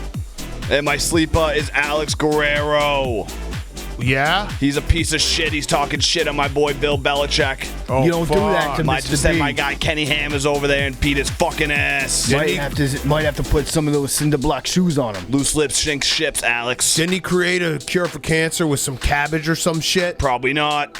All right. Well, I don't see Tom Brady coming down with the sniffles. No tomatoes, no pizza. Good point. Fuck that guy. Hi, this is Elizabeth Holmes. I'm starting Jamar Chase. Jamar, you are the breeze in the desert for me. You are my water. You are my ocean. We are meant to be together, Tiger. Gritty. This isn't fantasy fuckboys. I'm sitting. This is illegal. I'm sitting. Speaking of tigers, I'm sitting Tiger King 2. Carol Baskins coming back. Jeff Lowe coming back. With my proprietary technology, I could build a meat grinder that could fit an entire Bengals offense into a device that could fit into the palm of my hand. My sleeper is golf. Golf is boring. Fuck you, Elizabeth. I'll fuck you up. That sounded pretty hot. That wasn't fantasy fuckboys. What's up, boys? It's Doey DeJulius. My stardom is the USA. We're gonna fuck up Europe in the Ryder Cup. It's happening this weekend. Also, fuck I'm a anyone. rider. I'm a no, are fucking you rider, though? yeah. Fuck anyone who did a negative spin zone on what Brooks Koepka said. Fuck them. Fuck them in the face. Fuck them in the ear. Fuck them in the ass. Sound like Elizabeth Holmes. I'm gonna sit Danny Dimes. That guy stinks. Also, this podcast loves Arthur Smith. Love Artie. Fucking delicious. He's the hottest guy I've ever seen in my entire life. If you put him in front of me, I'd smooch him right on the lips and his chin. Guy's got a chin like Jay Leno. My sleeper is Kirk Cousins because he's got the most accurate QB rating in a clean pocket so far, according to Pro Football Focus. Maybe this is the year. Statistically the best quarterback of all time. Stop hating, start appreciating. Yeah. What's up? It's the Linguini Lord, and my stardom is air fryers. If you don't have an air fryer, it's gonna change your life. You can cook food really fast, really efficiently. My situm is Gronk because he doesn't watch any film, and when he watches film, he gets into fights with his girlfriend, allegedly. Anyway, my sleeper is DeAndre Swift. He hurdled a guy in garbage time. Sneaky think he's gonna sneak up on us. Hope he doesn't sneak up on you behind you in the driveway. They say killers come with smiles. Sleeper. Do you feel a little bad about that, by the way? Yeah, I kind of do. I kind of do. Gronk doesn't actually have problems with Camilla. They're perfect. I was talking about DeAndre Swift when you... The old hit stick. Yeah, There was a lot of evidence. There was a lot of There was a lot of evidence. A lot of evidence. All right, let's get to our interviews. We got Barry Alvarez and Garrett McNamara. Back-to-back. Garrett McNamara, unreal story. Big game surfer, like the biggest waves you ever seen, bigger than your head. We're brought to you by our friends at Coors Light. Coors Light, the best beer in the world. We always drink Coors Light, especially when we're watching football on the weekends. If you want to slow down, if you want to relax, if you want to take in that moment, well, Coors Light is the beer for you. You're running around all week. You're going. Well, guess what? Coors Light, you can crack it open. You can sit down. Those moments to chill are best served with a Coors Light because Coors Light is cold lagered, cold filtered, cold packaged. It's literally made to chill. It's as crisp and refreshing as the Colorado Rockies. Perfect for a moment to unwind. So crack open a Coors Light. Coors Light is the one I choose when I need to unwind. When you want to hit the reset button, reach for that beer that's made to chill. Get Coors Light in the new look delivered straight to your door with Drizzly or Instacart by going to CoorsLight.com/take. Celebrate responsibly. Coors Brewing Company, Golden, Colorado. Coors Light, the best beer in the world. Okay, here he is, Barry Alvarez. Okay, we now welcome on a very special guest. It is Hall of Famer, retired now, former AD, former coach of the Wisconsin Badgers, the Grand Poobah. It is Barry Alvarez. Coach, can we call you Coach? Let's start there. You may call me Coach. All right, great. So, very excited to have you on. We're leading up to the Notre Dame-Wisconsin game on Saturday. So let's start there. You actually had a lot to do with planning this game and getting it scheduled. I'm very, very excited. When you're trying to figure out how to plan these non-conference games, what goes through an athletic director's head? What goes through a football program's head of like, hey, we want to schedule big games, but we also don't want to hurt ourselves playing too many big games in a single season? Yeah, there has to be a good fit in there and some common sense used as you lay out your schedules. Having to play 9 conference games when the Southeast Conference, Big 12, or and the ACC are only playing 8. You put another excess burden on your players with that alone. Now, in your non-conference games, you have to be smart. But, I think it's fair to our fans. I know our players like to play in big games. When you have an opportunity to play someone with a tradition-rich background like Notre Dame, I just felt it was something that our players deserve, our fans deserved. And it really had good cooperation from Jack at Notre Dame and the people there, and we were able to find some years that fit. And a follow-up question, was it ever on the table to do Madison and South Bend? Because I know that how big college football works. A lot of times big programs don't want to go to campus versus other big-time programs. But we're off the heels of the Auburn-Penn State game last Saturday night. That was an electric crowd. It was incredible to see. Was that ever on the table, and do you think maybe Wisconsin will start doing stuff like that? We will start doing stuff like that. As a matter of fact, I think we have Alabama scheduled home and home. That's unfortunate, but okay. I was at the game in Texas. That didn't go. Unfortunate for who? Okay, fine. Yes, it's for. All right. I'm excited for that game. You're right. I'm excited. Yeah, actually, that game in Texas, we missed the field goal. And that was a pretty close game at half, actually. Yeah. That was Paul's first game, as a matter of fact. This is I forget what they call their series where they play one game on the road. And being an independent, I think they like to move a game on the road to, for their fans. And, these years opened up for us. We had open dates for these 2 years, and it worked up for I can't put my finger on what they call it. Shamrock Series, I believe. Shamrock Series, yep. Right. You're exactly. So it worked out well for their Shamrock Series. It allowed us to get them on the schedule. Our people were really excited about playing at Lambeau last year, and then, tomorrow their Saturday's game. So it just worked out that way. But we'll look, down the road as we have different teams scheduled. We have some Pac-12 teams on the schedule. We have some ACC teams on the schedule. They're all home and home, and I think that's fair for our fans. Yeah. Yeah. When I think of Wisconsin football, I think of a couple things. Just strictly on the field stuff. I think of fullbacks and I think of excellent offensive linemen. And you guys, you always talk about, some of the other teams around the country, they reload constantly at the skill positions, set with first round picks, one right after the other. With Wisconsin, it's been like that for offensive linemen for as long as I can remember. I was wondering from your perspective, even going back to just recruiting and then developing, can you just smell like a future Wisconsin offensive lineman? You walk in the room, you're like, yeah, this guy's going to be my right guard for the next 4 years. Or what was your mindset when it came to establishing that as kind of the identity of the program? Yeah, that's a good question. Thank you. Great question.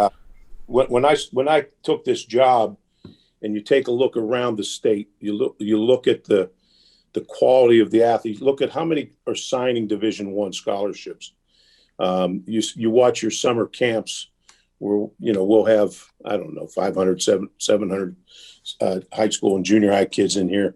And you look at the size of them and you realize, we can get a lot. There's a lot of big people in Wisconsin, like big palookas. And I figure that's where we're going to start. We're going to always have a good line. We're going to be physical, and we're going to start there with a good running game. The majority of our linemen are from Wisconsin, although a lot of the very good ones came from outside the state. Some of our great running backs came from in-state, but a lot of them from out of state also. But the majority of the linemen are going to come from here, and that's going to be our starting point. And that's the foundation of our program and how we started it here, and the philosophy that tied together with our offense and defense. Now, when you say fullback, now we're one of the few teams that still use a fullback, but our tailbacks usually look like fullbacks. Back to the Ron Dane days. Yep. Yes. So don't confuse him with a fullback. Oh no. We actually on this show we give out the Lowman Trophy Award every year, which goes to the nation's top fullback. And so there you go. Wisconsin got it a couple years ago. Yeah, we get it to Ben Mason. Yeah. Last year it was Jacoby Buchanan from Army. Alec Ingold won it. So yeah, we appreciate fullbacks. Yeah, you know what you're talking about. Then. Yeah. Yes. Yeah. Yeah. Would you great fullbacks? Would you Derek consider? Watt. Yeah. Would you consider Wisconsin to be fullback you? Right now it is. Yeah. This is actually a perfect time. I was going to save this question for later on in the interview. It's a tough question. It's one that you might not have expected to ever be asked again, but I'm going to ask it. I want to go back in time with you real quick. 2004, Badgers ranked number 4 in the country in East Lansing. It's a 21-14 game against Michigan State. We got the ball on the 1-yard line. I actually think we had ran 5 plays from the 1-yard line. None of them were for Matt Bernstein. What were you doing? Well, Bernie couldn't jump over the line. That one was a killer. I just remember it was 21-14. The wheels kind of fell off after that. It was literally 5 plays. 5 plays from the 2-yard line. We had just a receiver on that team just walked in here, lives in Detroit, and reminded me of that game. So I'm familiar with it. Bernie couldn't go up and over. Their nose guard was lining up offside, a big Samoan nose guard who lined up offside. I mean, our center, Raiola, couldn't get a push. So Bernie was not the answer that day. But one play with Matt Bernstein on the 1-yard line. You had 5. One, maybe one. Yeah, I'll give you credit for that. Probably could have tried him one time.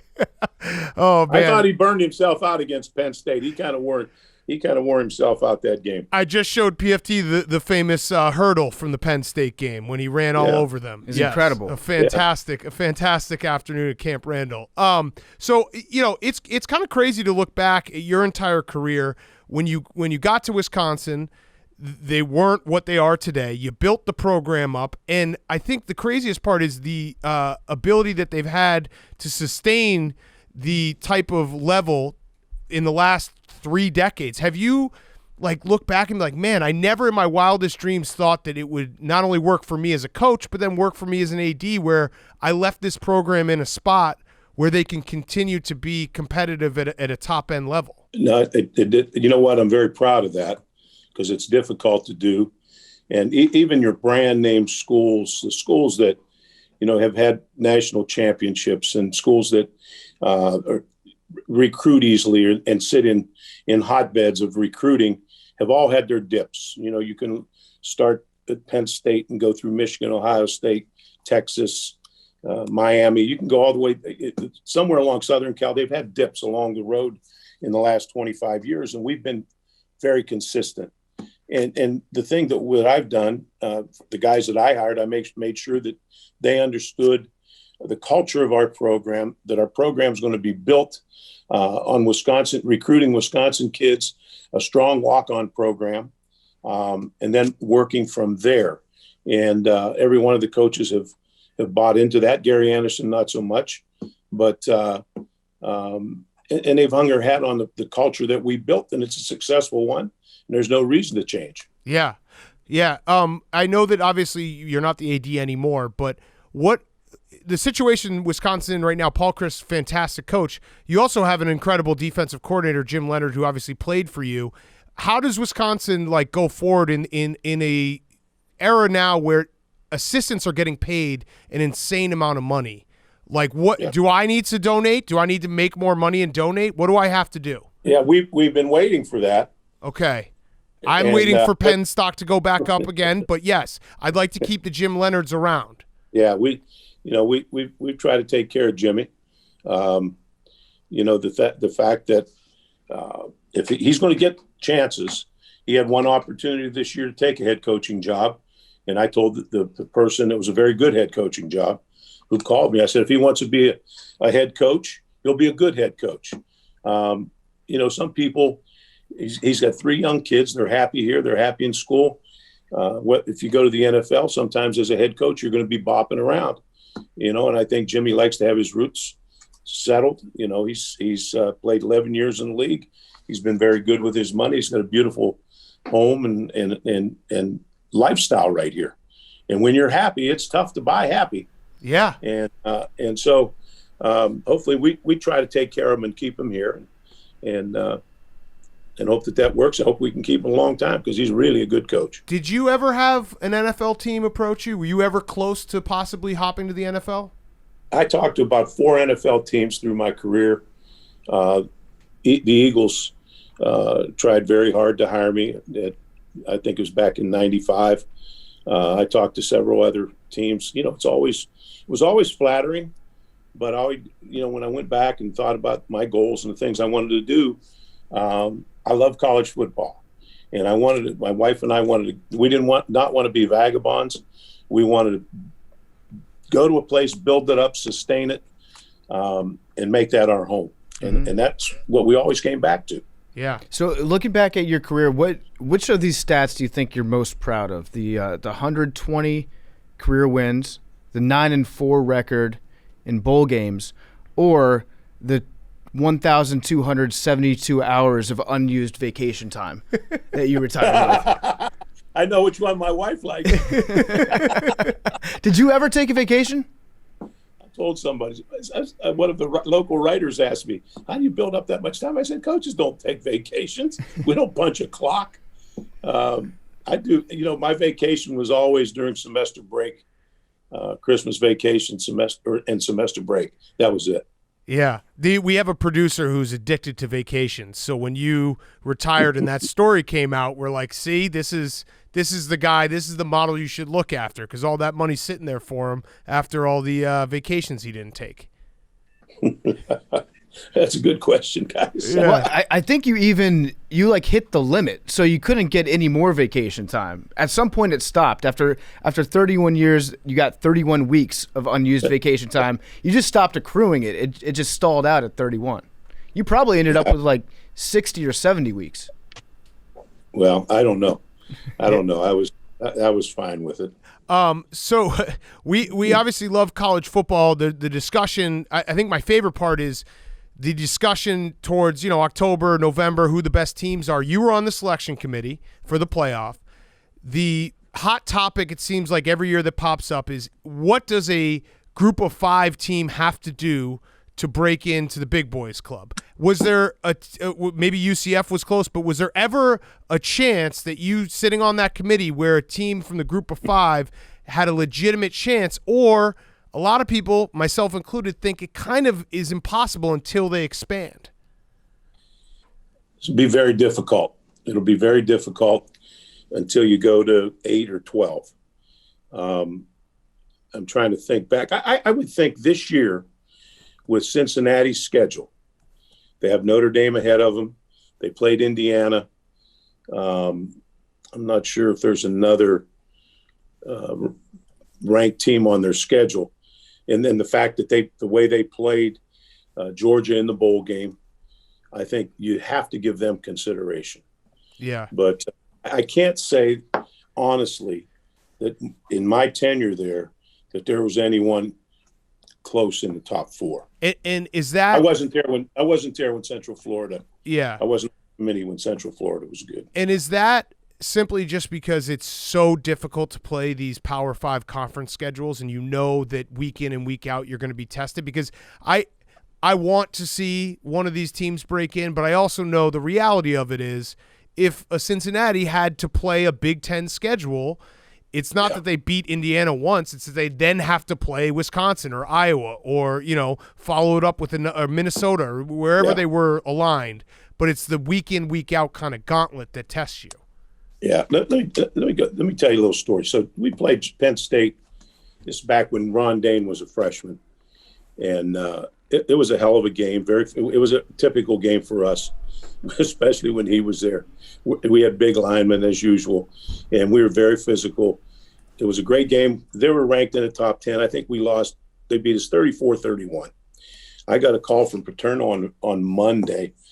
He just said, we're changing. We just came out of a recruiting meeting. We're changing how we recruit. We can't recruit small, fast guys anymore. We're so beat up, we won't even be able to practice till maybe Thursday. And, when you think of it, you mentioned, okay, you play us. Next week you play Iowa. Then you turn around and play Minnesota. Your linemen are so beat up. It's such a physical game. You're going to have to get down into the depth. It's the wear and tear. And unless you've been through that, you don't understand. And so that's the one thing that I always looked at as I was evaluating. And I had my own form, where I ranked teams. I had 8 areas, the top individual statistics that matched the last 10 national champions. And I came up with that ranking in my own deal, but none of them had that type of a schedule that you can compare with someone with the Big Ten or SEC or one of the other conferences. Yeah. Are you in favor of expanding to 8 or 12 teams? I like expanding to 8. Not 12. 8 is my number. Okay. What? Any reasoning behind that? Yeah, I think 12. You look at the number of games, and I think coaches would manage that. And the FCS plays. They have a playoff. They get through it okay. But I think 12. I think selfishly for our league, 8 is better. I think it's fair for the players. You can guarantee all your conference champions get in. You have some at-large teams that have an opportunity to get in, and it opens the gate for more, and it just doesn't carry on into the second semester. Yeah. So the way college football is set up right now, it definitely feels like there's 3 or 4 programs that are so far ahead of everyone else that it's hard to break in. Do you think this is a cyclical thing, or do you think this is kind of how it's going to be for a while, and it just is like Alabama, Clemson, Ohio State? Those teams are going to be Oklahoma. You want to throw in there? They're going to recruit better guys. They're going to keep it rolling, and it's going to be pretty much impossible for other teams to break into that party. Yeah, I'd like to think it was cyclical, but other than last weekend, there were some scares, and a couple of those teams don't look quite as dominant as they have. But all you have to do is look at since we've played, since we've had the CFP, and it's the same 3 schools. The majority of the time, and 4 of them much of the time. That's why I'd like to go to 8. I wish it were cyclical, but I don't. I don't. It's a long cycle. We're in a long cycle right now. Yeah, I don't know if I'd see that next cycle. Yeah, right. No, I agree. They are at a different level in recruiting and doing things at a different level. That it's kind of crazy. I was seeing that you're now the special advisor to the Big Ten. Is that your official title? Special advisor to football. Special advisor to Commissioner football. Yeah. To the sport of football. I love it. So what's your day-to-day like? You just wake up and you're like, you know what I think would make football a little bit better? Now, you know what? I'm involved. The commissioner and I have regular visits. We talk about future scheduling. We talk about TV. We talk about CFP. Just the different issues that come up in football that he bounces things off of me. And I've been in the league since '79, other than 3 years at Notre Dame, and been involved in a lot of the committees. And so, I'm just a good sounding board for him. Yeah. Yeah. I like the fact that we do have football guys in this conversation. You have to have a person that has the experience with the sport that's giving feedback on some of these logistical things, like with the talk of combining conferences and things like that. Right. I want people that have been actually on the ground helping to make these decisions. So as far as something like that goes, you're a lifetime Big Ten guy, and you see conference realignment is a thing that's happening. Like it or not, it's going to be a thing over the next 10, 15 years. How do you balance protecting the conference right now with ensuring the future financial aspects of all the schools that are involved in the conversation? Well, you have to evaluate what they bring to the table. What does a specific school bring to the table? How do they match our philosophy? Are they broad-based in their thinking as far as sports? Our league it believes in a broad base, not just football, broad base for sports throughout, with Olympic sports, et cetera. Academically, we want somebody that fits. And so all those things, and plus we need eyeballs, somebody that draws, that has a following and has viewers that bring something to the table as far as our TV package. Yeah. I want to read a story to you real quick because I just want you to comment on it because it's very funny to me. This is from Carlos Fowler. He said, Barry was the epitome of, I would say, Tony Soprano. One day he invited all the offensive and defensive linemen out to his house for a barbecue. We were all excited. We think we're going to go chill with Barry out at his house. He had us out there to move his hot tub into his house. He was truly the godfather of Wisconsin football. I think he's exaggerating a bit on that. But did they move a hot tub for you? No, I've never done that. Who the hell wants a hot tub in the house? That would be a great story, though. I believe it. Let's just say that one's true. Yeah, you know what? They all told me that. I used to drive. Always had it since I've been here. I've driven a big Cadillac that a local dealer gives me, and they always wanted to see what kind of ride. They come back now. They want to see what kind of ride I have. So I've heard that forever. I mean, I can put myself in your shoes, and you see these big linemen walking around all day. you have to start thinking like I could use these guys for chores around the house. The thought has definitely occurred to you at some Hey, point. I want him to play football for me. That's why I brought him here. I want to keep him happy. I want to feed him. And I want them to play their ass off for me. What's the youngest guy that you've ever offered a scholarship to, like after a verbal deal? I probably never went below it. I can't remember ever offering a sophomore even. Huh? I've never gone for that. Yeah. I just we stayed pretty even keel. Junior year we're going to offer very few sophomores over the time that I was here. What's so Arch Manning obviously is going to be a big story, his recruiting process. Clearly he's probably I'll say 99.9% chance he's not coming to the Big Ten, let alone Wisconsin. But how does that work from a recruiting perspective? Do you still send him a letter and be like, hey, if for some reason you woke up one day and wanted to come to Wisconsin, you have a full scholarship? Like the top level guys, do you just send it and be like, just so you know, you can come here? I haven't been in that business for a while, but absolutely you do. You got to take a shot at the top players in the country and see if there's some interest. As a matter of fact, I had his father and sister here. His sister's, I think, was a sophomore at the time last year. That probably the year before last. She wanted to come up.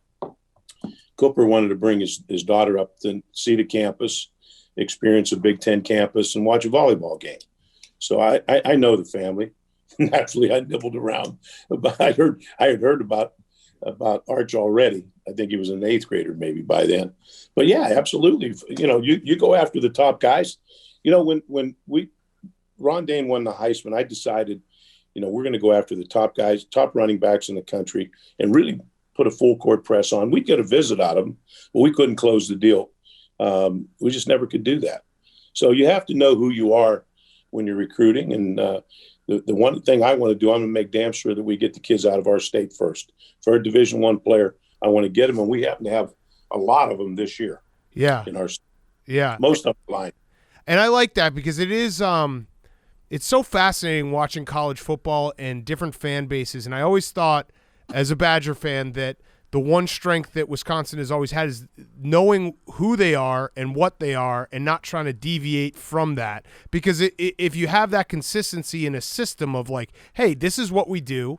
We run the ball. This is how we're going to play. It can get you a long way. It can get you far without having to try to change everything. Yeah. If we'd be foolish to spread it out 5 wides and throw the ball all over the field because, for us to get, we're not going to get, maybe we'll get 1 or 2 kids from in-state that are high quality Division I skilled players. And the further you go away to recruit, the harder it is to get them. They're not going to travel through 4 or 5 Big Ten states to come to your school. That's just the way it works. Yeah. So you have to use common sense when you recruit, and whatever you can recruit to. Now, when I was at Notre Dame, I could get into any living room in the country. You might not be able to sign them. They may not be able to get in school there, but you can get into you go after the very cream of the crop, and you can get in that living room talking to the kid and the parents. Mm-hmm. Yeah. Was it ever possible to get a kid from Texas or Florida if they came up and they were on campus at Wisconsin on a nice day? If it was sunny, 70 degrees, would that be way more likely to get them than if they came up there and it was 40 and rainy?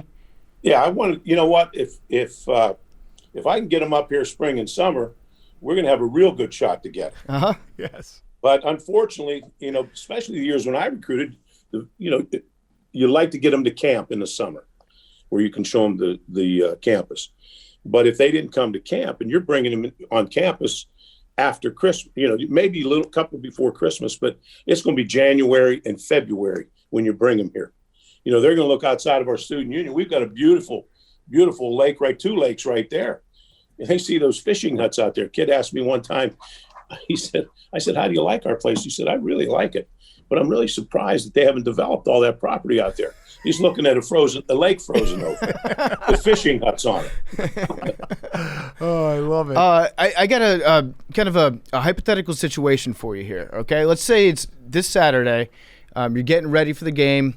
Paul Chryst gets stuck in traffic. The entire coaching staff gets stuck in traffic. Your phone rings, and they're like, Barry, coach, we don't have any other options. Our entire coaching staff is not going to be able to make it to the game. We've got a chopper for you in your lawn right now. We need you to step up and interim coach one game. Could you do it? Again? Hell yeah. That's like riding a bike, boys. Yeah. Do you miss it? I miss the kids. I miss the relationship with the players. Miss the relationship with your staff. That's the thing I miss the most. But I was still close to it all those years as the athletic director. My office overlooks practice field. I watch practice every day.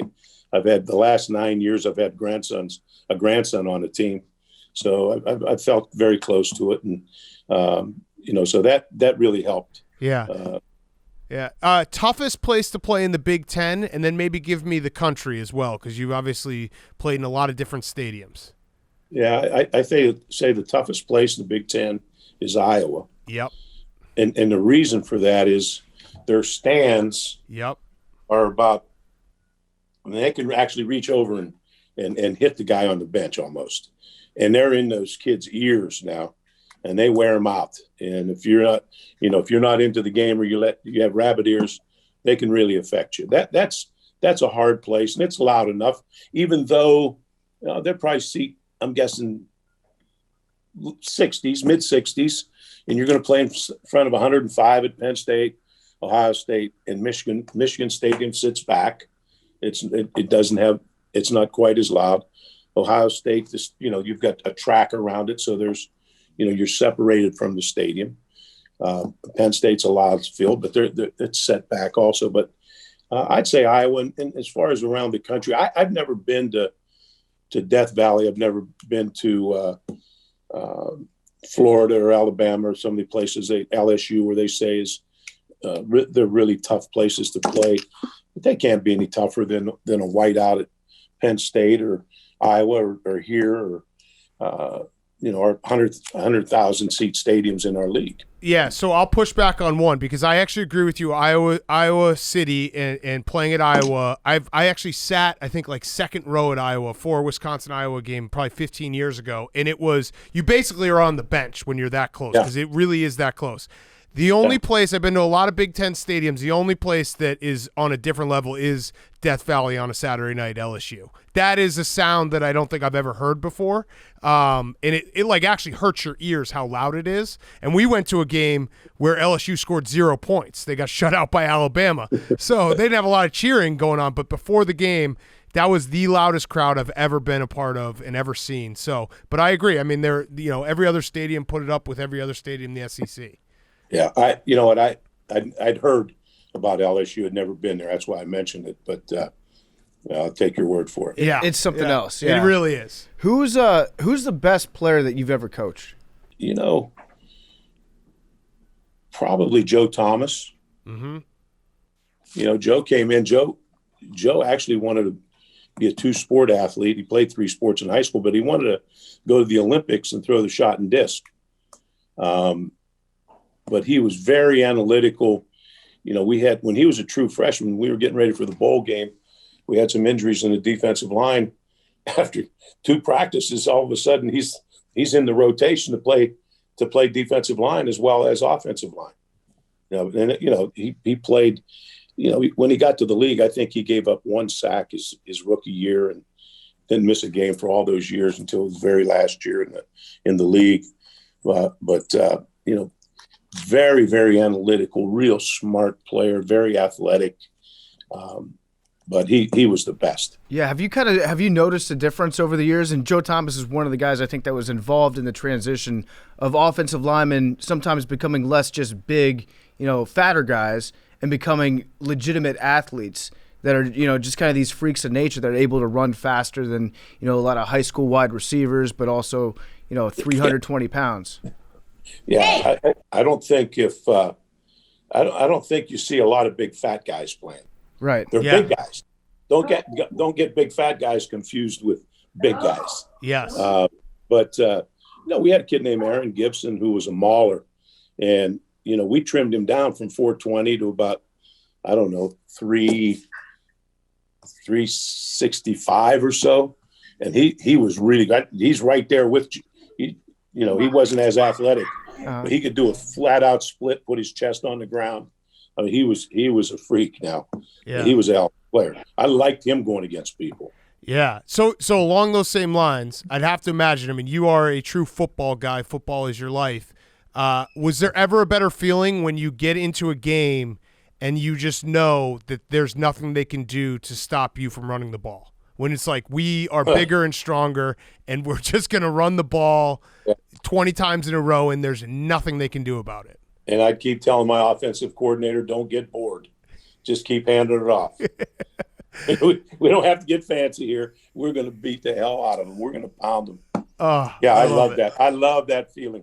They're, you know, if you can just keep running the ball as a defensive coordinator, you're helpless. You can't do anything. You can call anything you want. You can bring as many guys into the box you want, and they still run the ball. That's a long day, man. Yeah, it's got to be a great feeling. All right, so, Coach, I have one last question. This has been fantastic. I really appreciate you joining us. This is the toughest question. As the AD, have you gotten over the Duke loss? Because I have not. And Duke fans will always say I'm salty about 2015, and I'll say, hell yeah, I'm salty. That will never happen again, leading halftime of the national championship game. Are you over it? Because maybe you being over it could get me over it. I'm pissed because the officials changed how they called the game from first to second half. Thank you. Coach K paid him off. They didn't pay him off, but I tell you what, that's part of coaching. I give the credit to Coach K. He wore him out. Bo's pretty good. He does his own fair job of working the officials. But Coach K worked them really hard, especially hard, and they changed how they called the game.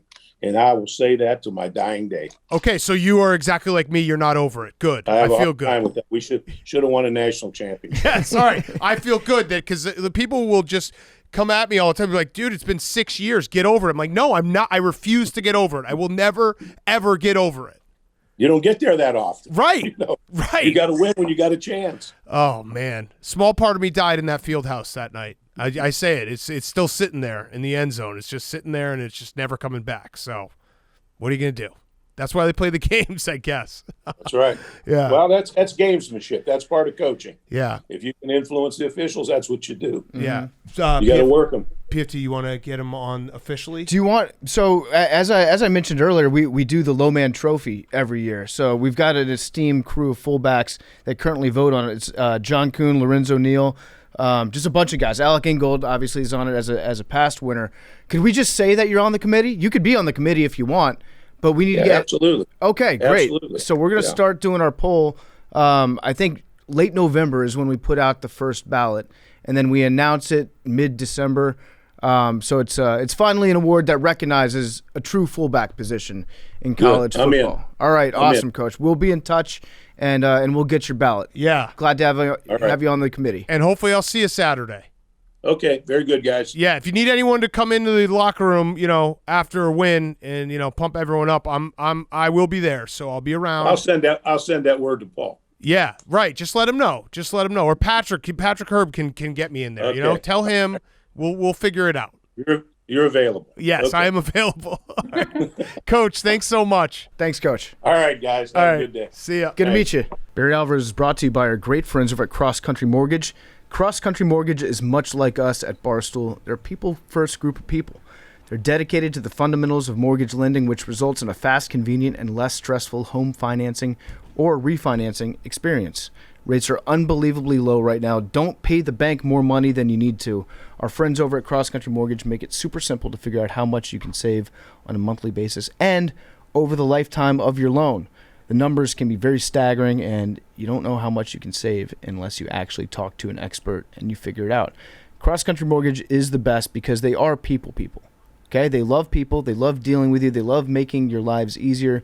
It can be very stressful to buy a house. It can be very stressful to refinance a house. But Cross Country Mortgage is going to hook you up and make that experience as pain-free as humanly possible. And again, rates are at all-time lows. They might not ever get this low again. You can call today, get a fast, free rate quote. You can save a lot of money. Go to crosscountrymortgage.com/barstool to learn more about your future home buying experience or refinance your current mortgage.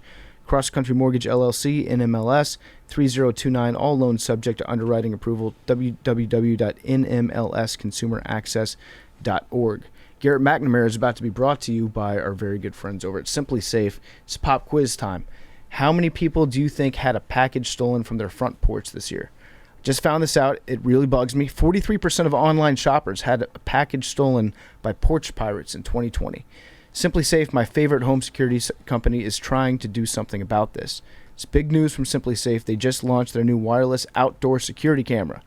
So, with their outdoor security camera, it's engineered with all the advanced tech and security features that you want and need to help keep you and your family safe. It's got an ultra-wide 140-degree field of vision. You can keep watch on your entire yard. It's 1080p with an 8x zoom. That means you can zoom in and clearly see things like faces and license plates. The camera has it all. It will protect your front porch. It will protect the outside of your home. Learn more about it at simplysafe.com/PMT. Simply Safe is offering 20% off your entire new system and your first month of monitoring for free. Just enroll in interactive monitoring. Again, that's simplysafe.com/PMT. Okay, we now welcome on a legendary guest. It is Garrett Mcnamara. He, you know him from the HBO docuseries called 100-Foot Wave. He also has a book out called Hound of the Sea. Big wave surfer, surfed the biggest wave in the world. I'm just going to say it right now, Garrett. You are the most badass guest we've ever had. So I'm going to say it. Dog the Bounty Hunter. No, I think Garrett might be number one because you are surfing the gnarliest waves in the world. You are coming to us from Portugal right now. Is that correct? Yeah, that means a lot coming from you guys because you are the guys when it comes to sports. And I'm here in Portugal at my mama's restaurant. It's called Celeste, and it's just like a fairy tale here in Portugal. It's just like little dreamland. All right, so let's talk. Actually, we got a lot to talk about your career and everything, but let's just talk about right this second and what you're doing. You're in Portugal? Are you just constantly waiting for a big wave? Are you constantly just staring at the ocean, being like, "All right, today's the day. I'm just going to go out and surf the biggest wave in the world"? Well, there's a weather forecast that we look at, most surfers, and it changes every 6 hours. And I look at it about 10 times in that 6 hours, even though it didn't change. Uh-huh. It's this weird fixation we have on just, I don't know why I do know why. I like to see exactly where the storm's coming from and then monitor how it actually affects the swells. They all come from a little bit different directions. So I'm here in Portugal monitoring the storms coming at us, coming out of the East Coast mostly, and training 2 times a day and getting everything ready. The waves will start coming in on the 13th. We got a nice little swell. And I'm just getting, that we got the jet ski trailers, we have the jet skis, we have the boards, you have the warehouse, you got all the equipment. And so, it's really about teamwork and surrounding yourself with the right people and the right energy and having everything prepared. Yeah. I was watching the documentary and it struck me just right off the bat that you have a physical attachment to the ocean. You have, I feel like you're addicted to the ocean. Like when you spend too much time away from the sea, do you actually start to miss it? Do you crave the ocean? In my younger days, I couldn't handle being out of the water for very long. And it's weird. These days, I can be out for a while and like, I'll be thinking, hey, I'm okay out of the water. I could actually be okay not going in the water. And then once I get back in the water, I'm just like, how could I ever think that? It's just the most beautiful, just jumping in the water, paddling or getting on the rope and towing, and you feel just connected to something so much bigger than you. And you feel so insignificant, but also significant when you think about how we are connected and how we are all so connected and everything is connected by energy.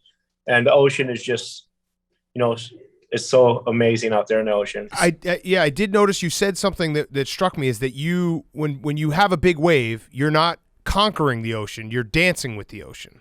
Do you feel when you go out there like days where you feel like, all right, I am fully in tune with the ocean, or days almost like playing basketball, like, oh, my jump shot's on today, or it's not? Do you have days where you're like, I'm one with the ocean here, and other days you're like, it's just not jiving. We're not connecting how I want it to. There's definitely days like that. Whenever I'm out on a really big day of consequence and I'm looking to accomplish something, I do a quick little reset, connect to the moment. And it's a real basic exercise where I blow all my air out.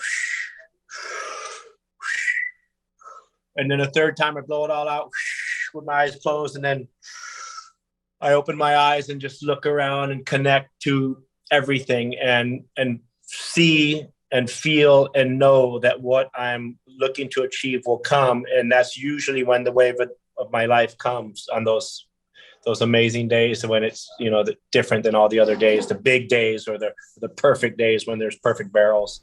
So I think that you're probably the world's foremost expert on on hunting big waves. You're a big wave hunter. You know all about. It sounds like you've done a lot of research in meteorology, and you know the weather patterns, and you know how the topography of a area will affect the size of a swell and all that.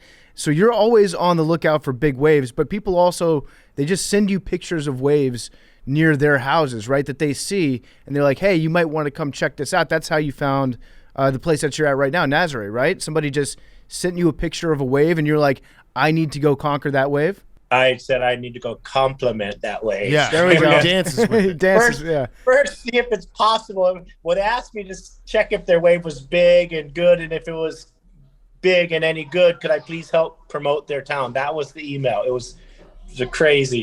It just happens to be it was the biggest wave I've ever seen, and at times perfection, at other times very unperfect and very challenging. That's what's so special about Nazare. You really never know what you're going to get. So you always keeps you on your toes, and there's always something new.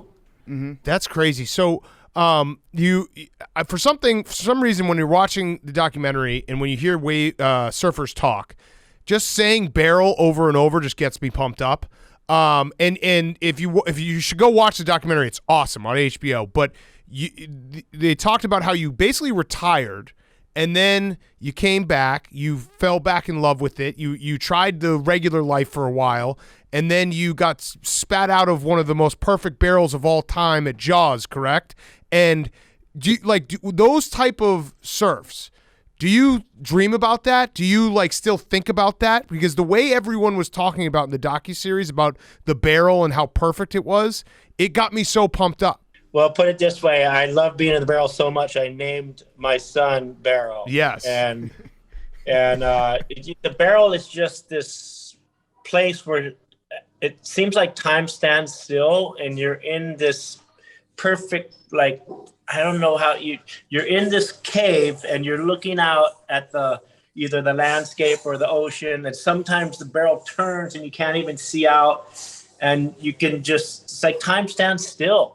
And you're working on getting out, and when you get spit out of the perfect barrel, there's nothing like it. Nothing in surfing compares to it. How long does that high last? How long does it last if you get spit out of the perfect barrel, or you have an 80-foot wave, or maybe when you get, you break the record again? How long does that kind of stick with you?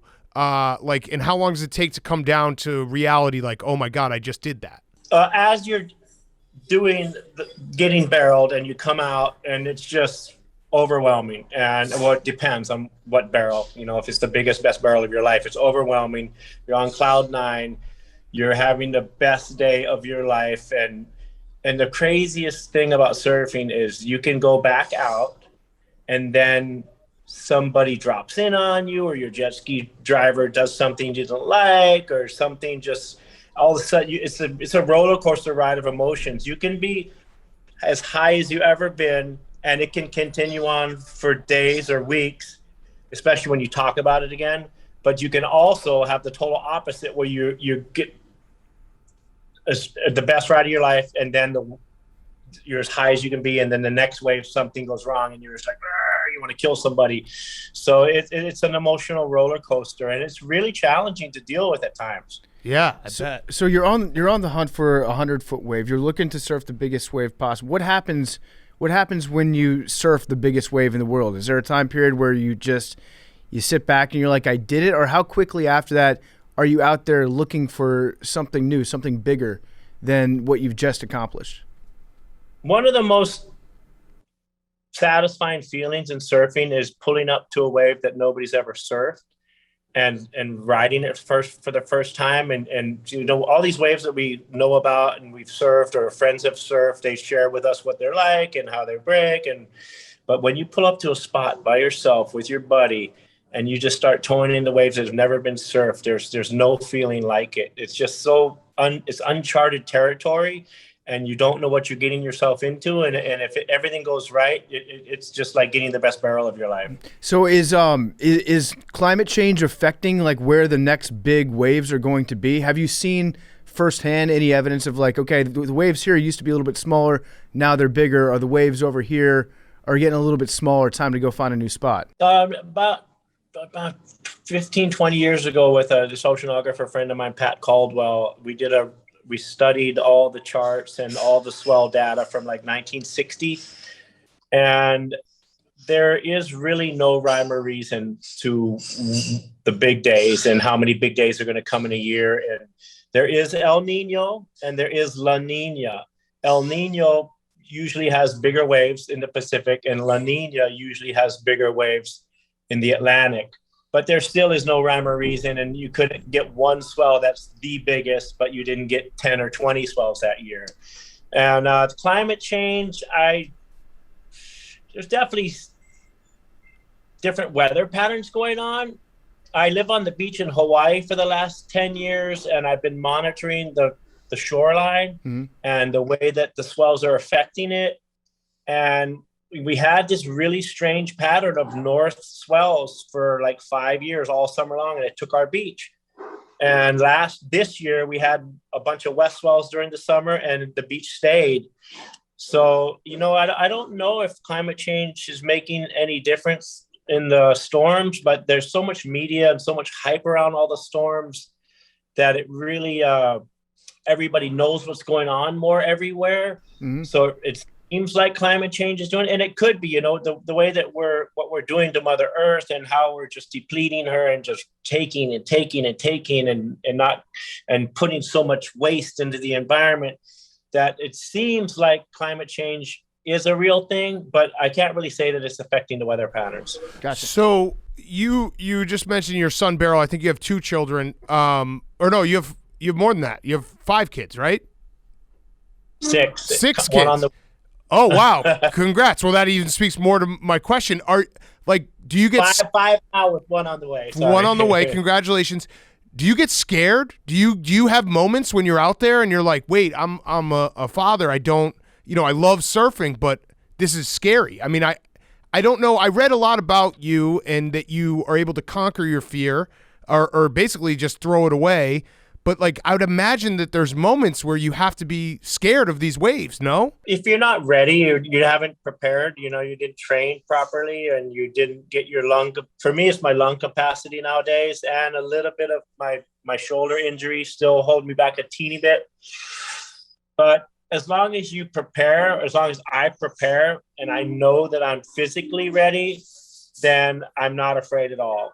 But if I'm not physically ready to go into situations that I'm putting myself into, then I do tend to let fear in. Fear is something we choose. Fear is when we're thinking about the past or the future, the past or the future, 2 things that don't exist. If we're in the moment, really just enjoying the moment, doing our best in the moment, then there is no fear. But lately I've been letting fear consume me. I've been choosing to be afraid because I don't feel physically ready to go where I want to go. So you do wrestle with fear. So it's the what's the old Point Break quote? It's like fear causes hesitation, and hesitation will cause your worst fears to come true. Do you like that? I mean, it's a surfer movie. I'm sure it's more of a bank robbing movie. That's an embrace debate. Like, yeah, I don't know. Yeah. It could be a Christmas movie. It could be one or the other. Which one do you think? Point Break, just a side tangent. Bank robbing movie or surfing movie? A Point Break? Yeah, is it bank robbing movie or surfing movie in your estimation?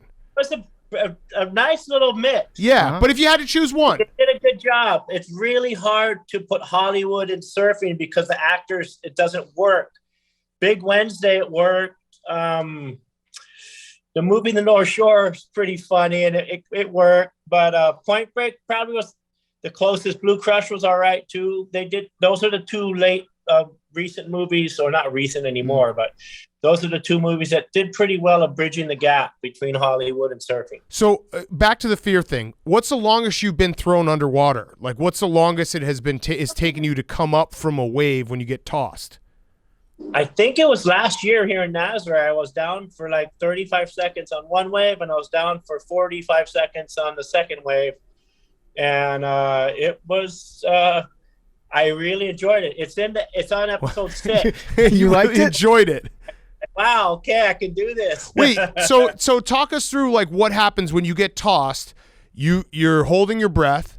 You're letting the wave take you, and then when the wave is kind of done, has it ever been you swam the wrong direction or you didn't know which way you were facing? After you come up, or when you finally come up, you're dizzy. You don't know which way is where. You're still going in circles. You're trying to gather your senses, and it's all white. It's usually all white, and then you're trying to figure out where the big white water is. That's the next wave coming at you, so you can get under it. And you're totally discombobulated. You don't know which way is in and which way is out until it doesn't take too long where you finally refocus, recenter, and then hopefully the next wave didn't roll over you already. Mm-hmm. Yeah. And when you go underwater, if you suffer a pretty severe wipeout, you go under. This might be a dumb question, but it's because I've never surfed, but I've always wondered, are there times when you don't know which way is up and you're trying to get out of the wave, you're trying to get back to the air? Do you ever get actually like disoriented when you're under the water itself? Every time. Luckily, nowadays we have, not every time, but every time you get spun in different directions in a heavy wipeout, sometimes you'll go under a wave and it'll be nice and gentle and you'll get out the back. Other times, most of the time, you go down and then it's like a washing machine on spin cycle with King Kong just like shaking it around, and you don't know which way's up. Luckily, we have so much amazing flotation wetsuits, flotation gear, and inflation vests that we have underneath. With Body Glove, I've made the best flotation suit there is, and with Patagonia, they made the best inflation. And so we'll get pulled up. Whether we know which way is up or not, we're getting pulled up. So then all of a sudden we figure it out. Go ahead, Pietro. What's the biggest wave that you've ever body surfed? You know, it's a funny fact that I'm kind of allergic to salt water. And What? I hole in, and I can't really stay in the water that long, so I'm not much of a body surfer. Wait. You're allergic to salt water and you're a big wave surfer? You're a professional surfer. Just try not to wipe out. As long as I'm above the water, I'm fine. That's actually great motivation. Yeah, it's like, well, if I wipe out, I'm just going to be itchy, so I better stay on this damn board. On the fear topic, fear. I do agree with the Point Break quote, but it also keeps you sharp and focused. If you're afraid to, you don't like almost like a cat out of water, like, or a cat. You're just more sharp and more focused, and it helps you to make waves. Like when I don't have fear, I almost surf with this carefree abandonment. Like, oh yeah, it's fine. No problem if I wipe out. And then as long as you don't get hurt, it's fine. But I've got a few injuries lately. So I'm really going to focus on not wiping out anymore and making my waves. Before I would focus on making my waves, but I would put it all on the line for that ultimate ride. I would go as deep as possible. I'd wait till the last second. Like you can let go of that rope and you can run to the shoulder and make the wave easily, or you can let go of that rope and fade back. And then, for lack of a better word, taunting and more of playing and dancing and complimenting and riding the wave the best it can be ridden, and that's riding it as deep as possible, but making it. That's crazy. So the one thing that struck me in the docuseries is you're basically like, listen, anyone can surf, but not anyone can surf big waves. You have no interest in like a 30-foot wave. You're out for the ultimate, truly, right? If it's perfect these days, I like perfect waves. If the waves are perfect and they're 30 feet, I'll be out there and having a time of my life. If it's 50, 60, 80, I'll be patient and waiting for the right days. I didn't have patience in my younger days. In the last 5 years, I've learned to be patient and learn to wait and choose my days and my waves. And I don't have to surf every wave anymore. Like there was a giant swell that just hit Tahiti, and it was one of the biggest, best days they've ever had. I looked at it. I could have gotten on the plane. I had the resources to make it there, and I chose not to. And my wife said, "Why did you tell me about that swell? I would have sent you." And I'm like, I'm pretty happy right here. Back in the day, if I had the means to make it to that swell and I didn't go, I would have been so depressed. I would have been on suicide watch. I would have been so angry. So, I don't know. I guess I'm learning, practicing acceptance a lot more and practicing enjoying wherever I am and not having to be on every wave, every swell all over the world. And I'm really focusing on Nazare. And when that giant day does come, I don't want to be splattered on the reef in Tahiti a week before the biggest swell ever came. Yes. Well, you don't want to die for many reasons, but yeah, I like that. You're like, I don't want to be splattered on a reef, not because of my family and everyone who loves me. No, because I might miss the next week, the biggest wave of all time. You realize what you just said is crazy. I love it, but it is crazy. Yeah, the family definitely entered the mind too. Okay, all right, there we go. I gave you an opening there. So wait, you just said your younger days. What's the craziest back-to-back trip? Like you were in Australia one day and the next day you were here. Like what? Because you chased waves everywhere. No matter what, if you had the resources, you'd get on a plane, you'd be there ready for that storm. So what's the craziest like stretch you had or back-to-back days? Well, first I was kind of like a hitman. I would see the swell coming, I would fly there, I would surf it, and I would leave the next day. Wow. And so that was like my strategy: get there, get it, get out, and get back to the family. And then we decided to try and work on surfing a wave that started in Hawaii, and then we went over to Mavericks. So we Jaws, Mavericks, and then Todos Santos, Mexico. And that was the three that was the 1, 2. Yeah, but then there's another one that we've been looking at, and there's the swells start in the East Coast, actually more in the islands off of Cuba. There's storms that start there, and then they spin towards Puerto Rico, and then they go to Florida, and then they go up the coast all the way to New York and Nova Scotia and over towards Ireland, and then they come back to Portugal, and then they hit Morocco. You can actually chase that storm and surf it as many times as possible. If it's moving slow, you could surf it so many times. I like that, like following a band around the country. It's the greatest storm, so you're going like island hopping, almost like getting ahead of the storm a little bit. Yeah, that's us. We don't chase the storm. We get in front of the storm. When people are boarding up their houses, we're flying in. Yeah. Incredible. So how high do you think the waves can get in Nazare? I'd say on the perfect day, it's got to be able to get at least 120 feet. It's interesting, though. It seems that the bigger waves are a little further inside. They're not the ones that go way outside. The ones in between first and second peak, there's this middle peak that just gets magnified and intensified with the current and with the wedge. And it seems to be where the biggest peaks, and it doesn't have to be the biggest swell. Now, we haven't really had a swell over 10 meters or over with the perfect conditions. I'm really interested and excited and can't wait. We've had a lot of swells about 80 feet, not much higher. There could have been some 90-footers in there. It's when it gets a little bigger, it'll break. Like if it does break further out, it's a lot safer wave, and it could be a lot bigger. But I'm really interested to see what it does once it gets that big and breaks further out. Now that I say it's a lot safer because it goes straight into the channel, into 1,000 feet of water. So you'll finish the wave and it disappears. If you that's on the right. If you go left, you finish the wave and there could be 100 waves on your head. It's crazy. It's crazy. This has been awesome. We really appreciate it, Garrett. Everyone go check out his book. It's Hound of the Sea. His HBO docuseries, 100-Foot Wave. Cannot recommend it enough. My last question before we let you go, is there a number in your mind in terms of height of a wave where you would say, if I do this wave, I'm done. I'm retired. That's it. I reached it. I reached the pinnacle. I think 120 would do it, but I could only do that with my team, and with Andrew Cotton is my number one, and if I'm not on it, I'd like to be putting him on it. And I'm only as good as my team. My wife is always up there in the lighthouse with the walkie-talkie, ship-to-shore communication, and it's really what I'd like to say. It's really all about who you surround yourself with, the energy you choose to surround yourself with, your team. And we all know the team can be 2 or 3 people, or it can be 100 people, depending on your program.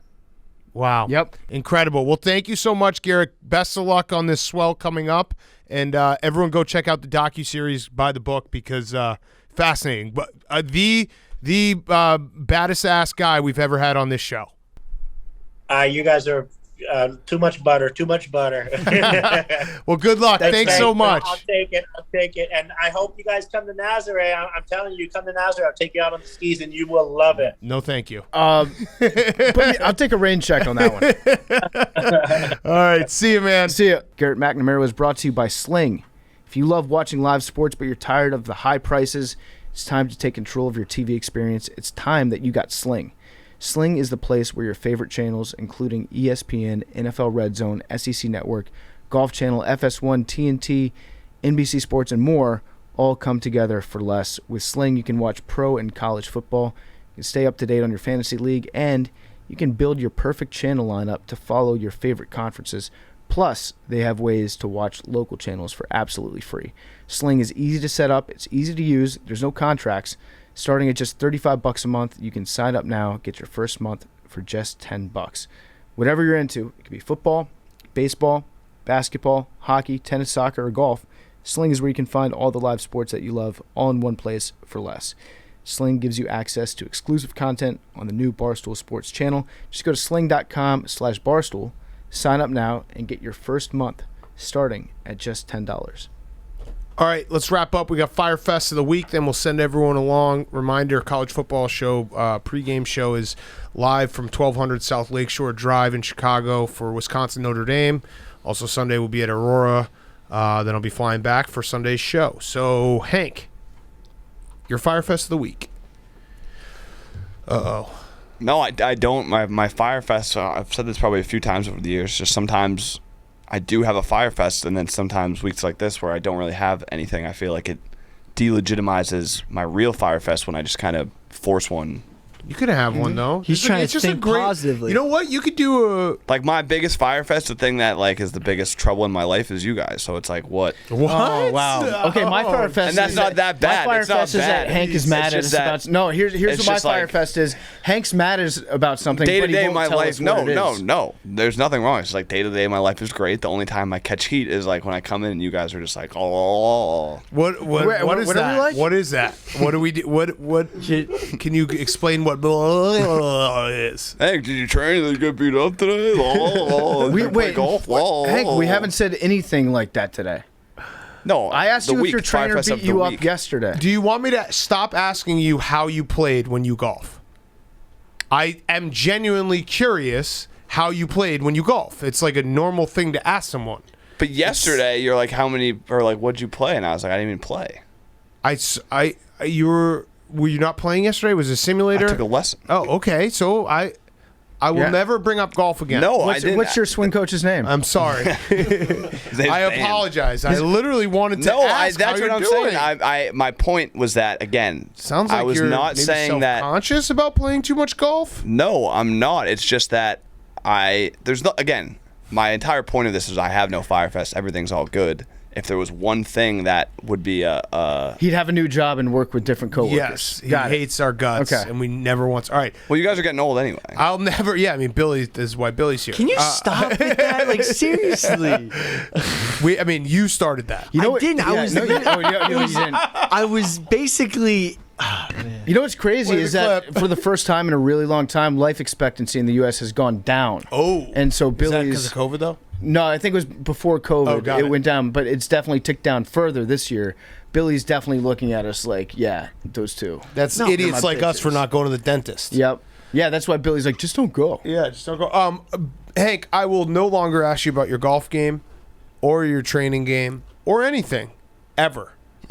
Okay.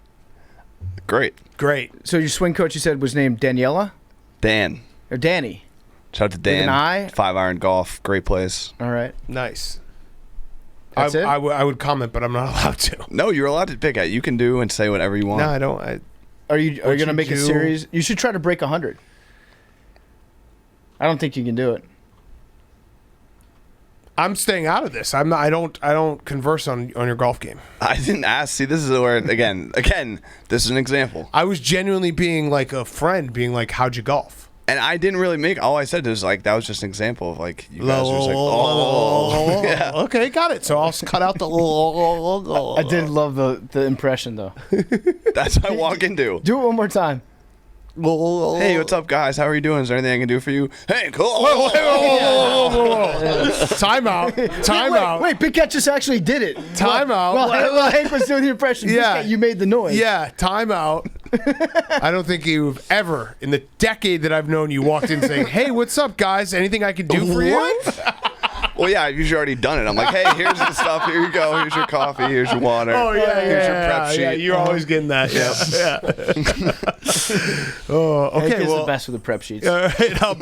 I'll be better on not asking you about. I me. did ask you to be better. I think you're great. I think you're perfect. Oh, thanks. Appreciate So it. I'm not asking you to do that. So don't You act don't like I actually did ask think we're that. perfect. That's another one Well, of he your said I lies. was perfect. Oh, what am I? You're nice. All right, PFT. My Firefest of the week is ice.